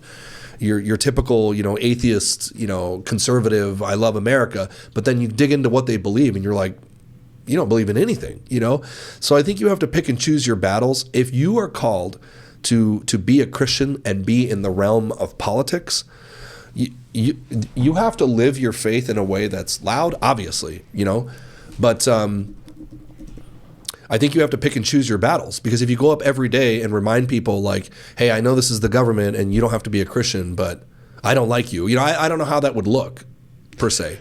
Was this Bible verse in Luke? If you say that about that Jesus will get your back. About obeying your words? Yes. Or are you talking about, for I am not ashamed of the gospel of Christ? This one. For it is the power of God unto believers, to the Jew first and also the Greek, right? Talking about not being ashamed. And then later, it says that if you're ashamed of me, I will also be ashamed of you in front of my Father in heaven. Yeah, but I mean, that doesn't mean that every circumstance you have to take to yell at someone about Jesus. I mean, God knows the heart, right? I don't know. If sometimes I worked with people who weren't believers and I was patient in building a relationship with them, and then when the Holy Spirit gave me the chance to speak with them, I would share Jesus with them. From an outsider wouldn't know that, I'll give you a perfect example. If you work in the government, public sector, like the military, law enforcement, you're going to work with all kinds of people, different kinds of people, right? I have found the best example of being a Christian, it starts with what we call relational evangelism. In other words, you if you're the best at what you do, you build relationships with people, and God will give you the opportunity and the time to speak with someone. And I think that is when that verse applies about not being ashamed or cowardly, because not every moment is a time for you to share. God brings those moments and times in life where it's obvious, like this is an opportunity to tell them that God loves them, right? But that doesn't mean it's every time. You know what I mean? Like walking down the street, you probably walk by 200 people. I don't think that you're ashamed of God if you don't tell all 200 people, stop them and tell them. So I think it's very important to, again, exercise discernment and say that God brings us situations in life. Now, I do think that verse applies. You are ashamed if you know in your heart that this was an opportunity for you to tell someone about Jesus and you were like, I don't want to do it. That's what that verse is talking about. And I think it's very difficult to know that from the outside, right? Let's take, for example, this podcast. So we're doing a podcast and I'm telling you Vishnu is the God. Would you argue with me that Well, of course, yeah. And we don't have to fight, just absolutely. argue. Well, even throughout this podcast, I've been very vocal about what I believe and why. So that verse would apply perfectly if I decided while we're talking to I'm not going to talk about that I'm a Christian, right? Mm-hmm. Why would I do that? That's a good opportunity to. But there may be a different circumstance where maybe the time came later, right? Let's say we were doing a business deal. We're working together, maybe in the government, right? And we're trying to do something for work, not related to church and maybe in that moment, the best thing to do is just to do good work, to be an example. And then what that leads to is later, work is done. I was like, hey, would you like to come over and have dinner with my family? And maybe your behavior during work prove to that person, this guy is a good guy, you know? And then they come to your house and you sit down and you say, hey, did you know I was a Christian? And you get to share Jesus with them. Yeah. See, so there are circumstances where you act and sometimes when you don't. I think the Bible really reinforces that we are to have discernment and be sensitive to when God wants you to speak and sometimes when not to, you know? That's just like Khabib said once. He said, the Christians and the rest of the world do not read Quran, so we have to show an example with our behavior, what Muslims are all about. You have to behave well and to respect others. So they would say, oh, Muslims are amazing people. They're respectful, because etc. it's kind of common sense. Right? Yes, that's a common sense. That's awesome. So let's have the last questions. I believe we're gonna wrap this up. Okay. So let's have an assumption. For instance, you die. When you die, you meet God. What would be your first question to him? My question to God? Yeah, the first one. Wow. I feel kind of like not in a position to ask God anything. I might say thank you. Like, how is it possible that I made it here? I might ask him why he decided to send his son to die for the sins of the world. I think that's a monumental moment in history. There's no greater moment in history than when the creator of the universe, the God of all things, looks down at humanity with all of our problems and issues and failures and violence and hurts and crime and decides, I'm going to send my only son because I love them so much that he will pay the penalty so that they can be with me forever. That's hard to wrap my mind around, right? I've gotten through the evidence. The Bible says that God is evident even in the creation of the world. His godly attributes are evident. You can see that we were created with purpose. You have to try really hard to be an atheist. It's very difficult to ignore reality around you. But understanding God's love for people who he created is quite the mystery, I feel. So maybe I'll ask him that. I don't know. You know what's interesting with Jesus is, so I'm new to Christianity. I converted, I want to say, maybe a year ago. I'm just reading my Bible. I'm listening to the podcast, other pastors. I attend church every weekend, etc. So I believe, that's my honest, that's my individual opinion. So if you, for instance, if you want to say, I'm a Buddhist, right? I believe in Buddha. It's very hard to imagine how the Buddha looks like. It's like a fat, obese person, some kind of a deity, right? If I'm Hindu, for instance, that's Vishnu. Vishnu is what, like a gray, dark blue creature with lots of hands, I want to say, with etc. So if I'm a Muslim, so I can't even imagine how did Allah and no images of Muhammad look like. Yeah. But if I am a Christian, I know for sure that Jesus lived. He was God that became a human. So he was like me. He felt, he had emotions. He even wept a few times, right? That says in the Bible. So he's a human being. So my personal goal is to be just like him, just to be like Jesus, because he was the human being. He lived, and I can acknowledge, I can imagine that what kind of a man and have God he was, and the God himself. So I believe that's why Jesus is so important to the Christians, because he was a living person. Well, and I would go one step even further and say what the New Testament talks about is the reality of the resurrection. Without Jesus raising from the dead, Paul said we are fools. We're idiots. The issue of the resurrection is crucial, and the fact that there's so much evidence for the resurrection. And that is a major, major point to remember, as God himself points out to the reader, that because of the resurrection, our faith is solidified. That's something that no one else can even come close to. Buddha is gone. Muhammad is dead. Yes. Gandhi is dead. The list goes on and on and on and on. But Jesus, he stands out from all other historical figures in the fact that he conquered death itself. It's man's greatest enemy, death. No one has overcome, not the smartest, not the greatest scientists, not the philosophers, no one. He appeared to over 500 people in Jerusalem. There's historical accounts that speak about the crucifixion and the resurrection. They can't account for it. It scared the Romans. It's an unbelievably powerful story. Not just that he willingly went to die on the cross, but that then he raised from the dead and came back and talked with everyone. Mm-hmm. That is the only way that you can explain the conviction of the early church. Now, for your listeners, what I mean by conviction.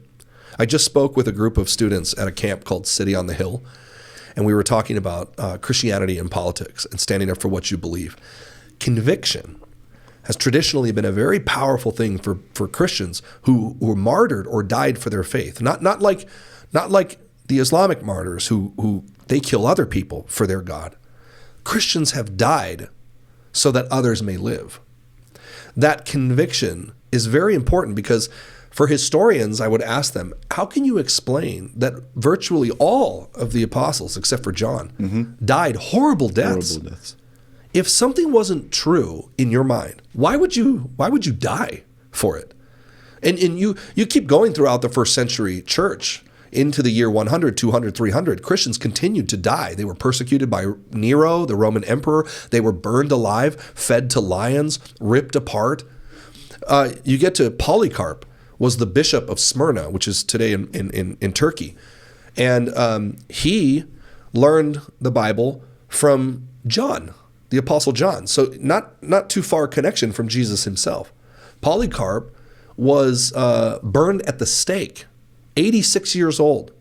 They tied him to the stake because he refused to offer sacrifices to the Roman emperor, meaning basically they wanted him to say the Roman emperor is God. Yes. And he refused.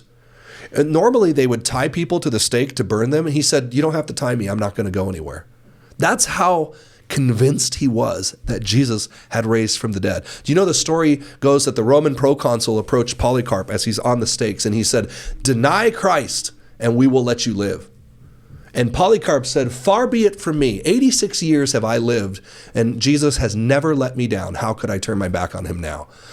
They light the fire. He's starting to burn, but there's a wind that's blowing the flame sort of around his body. It's not killing him. And a Roman soldier comes forward and pierces him. And they said that so much blood came out that he put the fire out and he died of the sword wound to his side. That kind of conviction, it's not the kind that kills innocent people. It's not the kind that blows people up. It's the kind that said that I believe in what I'm telling you so much that I'm willing to die to prove to you that God loves you and has a plan for your life. That's a powerful conviction, and that is exactly why Christianity spread throughout the entire world. And with the advent of Christendom and Christianity came the advancement of civilization. Mm-hmm. The entire world was modernized because of Christianity. Women's rights, freedom, better governments, the list goes on and on and on and on. Culture, everything advanced because of the values in the Bible that these men were willing to die for. And they did, like you pointed out, we have a real person to look at and to emulate, to be like Jesus. But even more importantly was the fact that these guys understood and knew that he had put money where his mouth was and proven when he raised from the dead, showing us that he was the creator God and that he had lived as an example. And he said, okay, now I'm going to prepare a place for you. Live well because I'm coming back. And then that is the gospel in a nutshell. It's a powerful, powerful testimony. The reason I brought this up when I was speaking at this camp, we were on at Pepperdine, the campus, is because I wanted to remind these young students of where they came from, their genetics, their DNA as Christians, I mean. We have a powerfully strong DNA. It's not one of hurting other people, but it is definitely one of standing up for truth and speaking righteousness into people's lives that then has an impact. Because really what Polycarp accomplished by doing what he did, he was 86 years old. He was going to die eventually anyways, just like we all will. But what he did by staying true to his beliefs and actions, he showed everybody around him and people that were following him, maybe other leaders in the church below him, that these things were worth dying for. That impact was tremendous, enormous. And it reverberated throughout history to where here we are today in 2024 and we're talking about Polycarp. Yeah, he wasn't afraid. I like this verse, Joshua 1. I always forget it. Joshua 1. Have I not commanded you, be strong and of a good courage? Be not afraid, neither be you dismayed, for the Lord your God is with you whatsoever you go. That's an amazing verse. I have that verse framed in my son's bedroom on the wall. Really? That's amazing. We've got this verse in our church on the kids' playground. Yeah. That's amazing. Shall I not command you to be? Have I not commanded you? Be strong and of good courage. Be not afraid. Let's say you've got a time machine. Mm-hmm. What would you change? What event in the world would you change and why? It's a dangerous question because it's kind of asking someone to play God, you know. You believe that the hand of providence acts throughout history. I believe that things happen for a reason and God has protected us. But let's just indulge, let's just pretend for a minute that I have a time machine. I do not subscribe to the idea that the human secularists believe that individual people don't matter. There's this one argument that says, well, if it wasn't Hitler, it could have been anybody. It would have been someone like him that do the same thing. I don't believe that. I believe that individuals matter. That people, because we're created in the image of God, we have free will to make decisions and create. He made us that way, and I think it matters. So individuals, they do matter. They do have impact. And I think that there are individuals who should have been stopped, right? Like, would you go back and kill Hitler, for example, or something like that? Or, how would you go back and deal with, the Roman emperor? Now, again, it's a fantasy question because we can't do it, obviously. But I think more to the point of individual people do matter. And why that affects us today is because you matter. And I would say for anyone listening that your involvement matters. It matters if you care. It matters if you vote. It matters if you go to your school board meetings and support changes and stand up for truth. It does matter because you never know who's listening or who's going to be affected by it, But what if we go 6,000 years ago when Eve is being approached by the Satan to eat the apple, and if she doesn't, then all this is impossible. Yeah. That's an interesting mental experiment. Yeah. Yeah, that's a good one. Not even Jesus happened. Yeah. There would be no Jesus. Right, which is how you know that this is just a fantasy question because that's just not realistic. Just not eating the apple would change the whole history of humanity. I don't think you could. I don't think you could. So if we'll indulge this sort of psychological dream, if you could actually travel, I don't think you'd be able to, because I think that people still have free will, and I think that if someone else would eat the apple. Well, I don't think just anybody else, because there wasn't anybody else. No, I think Eve would have done it. It was just Adam and Eve. Maybe their kids. There wasn't anybody else. Maybe their son would eat the apple. Yeah. If Satan approached them. I think that the mystery of God's love is the fact that he knew that we were going to make mistakes. He knew that he would have to come and suffer, and he still made us anyways. That's quite the mystery. That's amazing. Because you could say, you and I can't travel in time. We can't do anything. But God could. He lives outside of time. Mm. He could have stopped you from ever existing. But his love was so deep for people that he knew it would cost him everything and the suffering and the pain of his son, but he did it anyway so that we could live forever with him. I mean, if that's the message of the Bible right there. But isn't it almost the same thing as you being a parent? You know that if your son does or daughter does that, she's going to fall and hurt herself. But you still let her or let him do it because you know that's a lesson. You can't stop it. You can, but you won't, because there's a reason why you shouldn't. Yeah. Let's have the last question. So let's have two assumptions with you. Assumption number one is the President of the United States is the most powerful human being on planet Earth. Just the position of the U.S. President. Assumption number two is you become one. You become the President of the U.S. Once you do so, you've got this Secret Service. They know all the answers in the world. You can ask them whatever you want and you will get an honest answer. What would be your first question?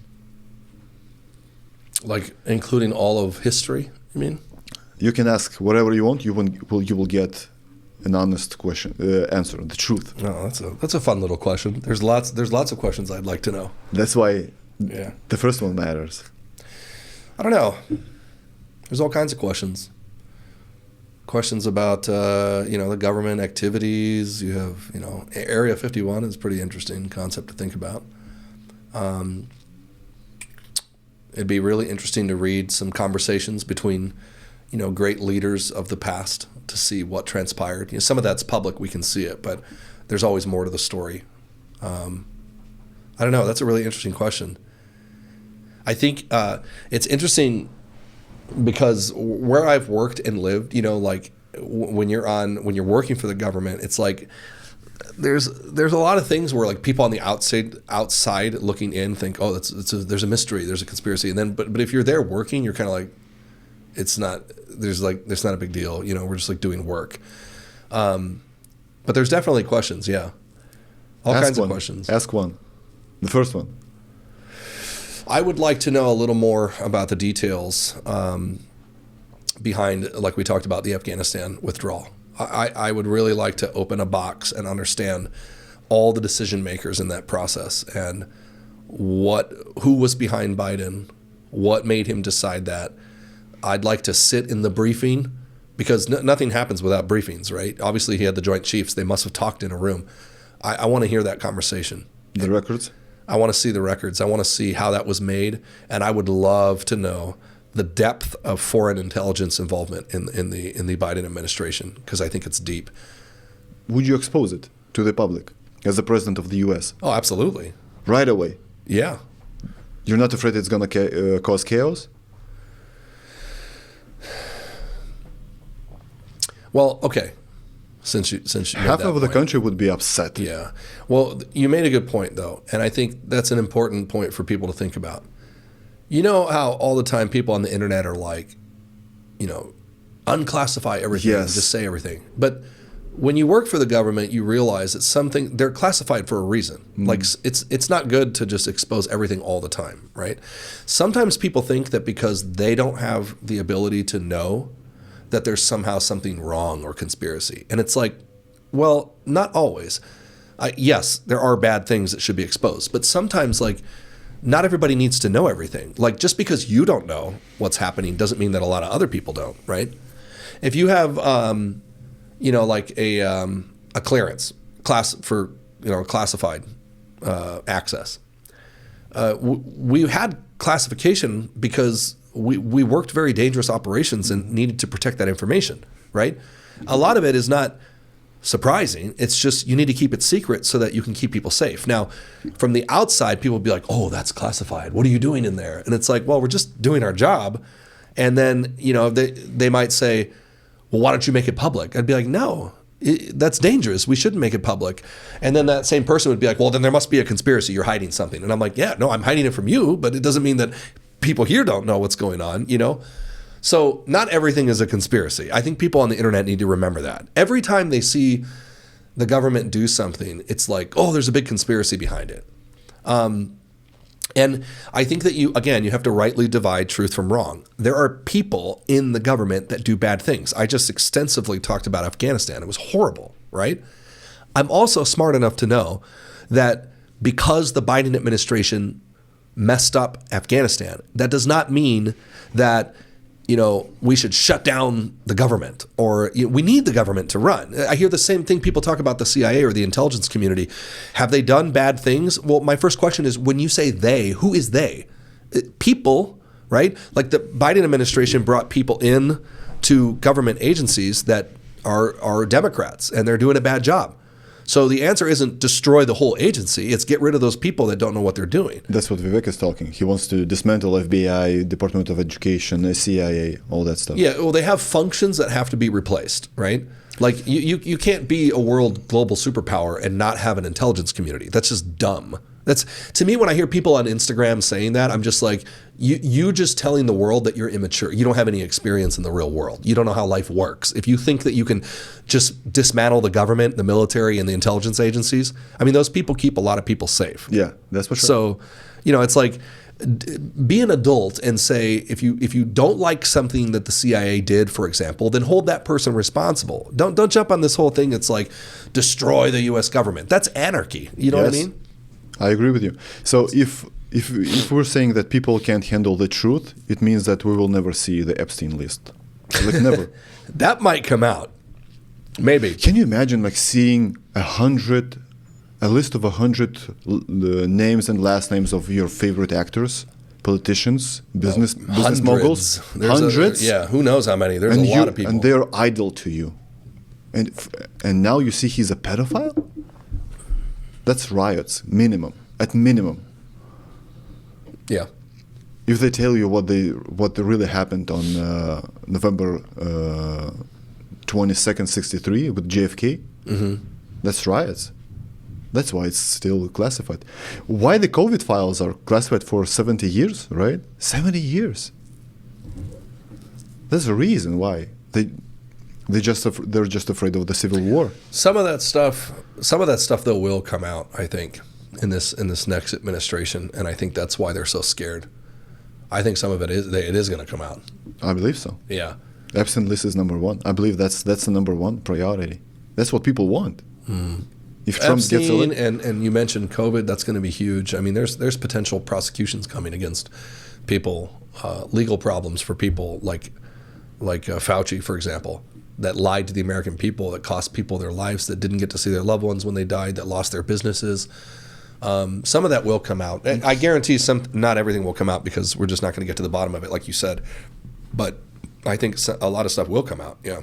But he just testified and he said that he made up the 6 feet distance. That's just a made up. That was a joke. And the mask. There's don't no work. science behind it. Yeah. And people still wear it here in LA. I know. I see them all the time. That's crazy. That's how you know they're Democrats. Say something good about the Democrats. Or name some good Democrats. The current ones, not the Tulsi Gabbard or RFK. Well, all the good Democrats become Republicans.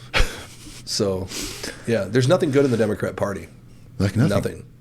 There's just like you're saying that the whole government can be bad, but you're saying the whole Democrat Party is not good. There's a difference between. I'm thinking leadership. Obviously, there are people in the country who have been deceived. I'll give them that.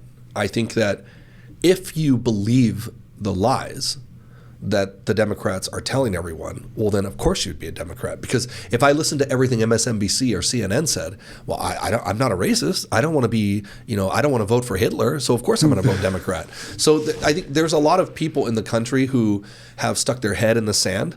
They don't pay attention to politics. They're not critically thinking, and they've been deceived. But you see the same thing if you're reading Letter to the American Church. You'll see that in Germany, that a lot of people are sheep. They follow what they're told. Now, do I think those people are evil? No. But are they responsible? Yes. And that's what Germany can teach us. Not every person in Germany, was like a Gestapo or would have agreed with everything the Nazis did. Does that remove them from accountability? No. They're still responsible because, like I alluded to earlier, not being involved in civics makes you responsible. It does. Just like the people of Germany were responsible for Hitler. He was elected and was put into that position. Now, people started figuring out that there was a problem pretty fast, almost right away, but he was in power a long time.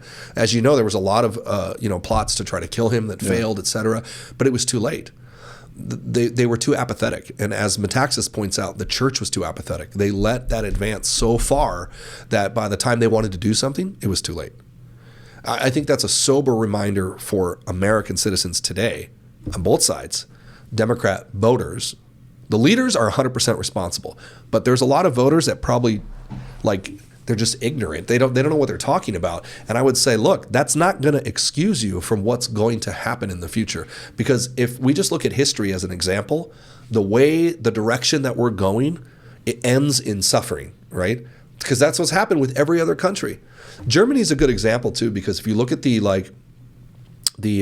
Russo-Prussian wars, if you go back to the late 1800s, Germany was actually more of a Christian nation. Yes. And they had this series of changes over time from the late 1800s into the early 1900s where they got worse and worse and worse, and the population turned away from God and towards the worship of this socialist ideal. And the end result is their total destruction. It didn't even take that long. I mean, you're talking 1890s to 1940 and 45, and they're done, right? That was the destruction of a beautiful country. Hitler came in 1933, right?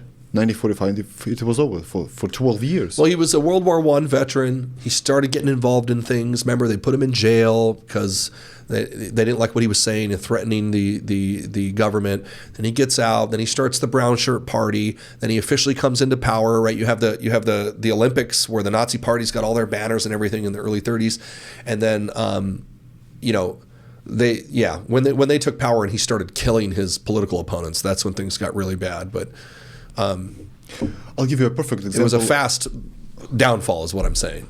The perfect example of weak leadership is this. So in Lithuania, a lot of Catholics. So I want to say, if a person is a Christian, he's like 90%. He's Catholic, not a Protestant, not an Orthodox Christian. So I always associated Christianity, God, Jesus Christ, with the Pope. I don't like what the Pope says at all, and I didn't like for 30 years. Once I got to the U.S., I realized that this is not true. This is a lie.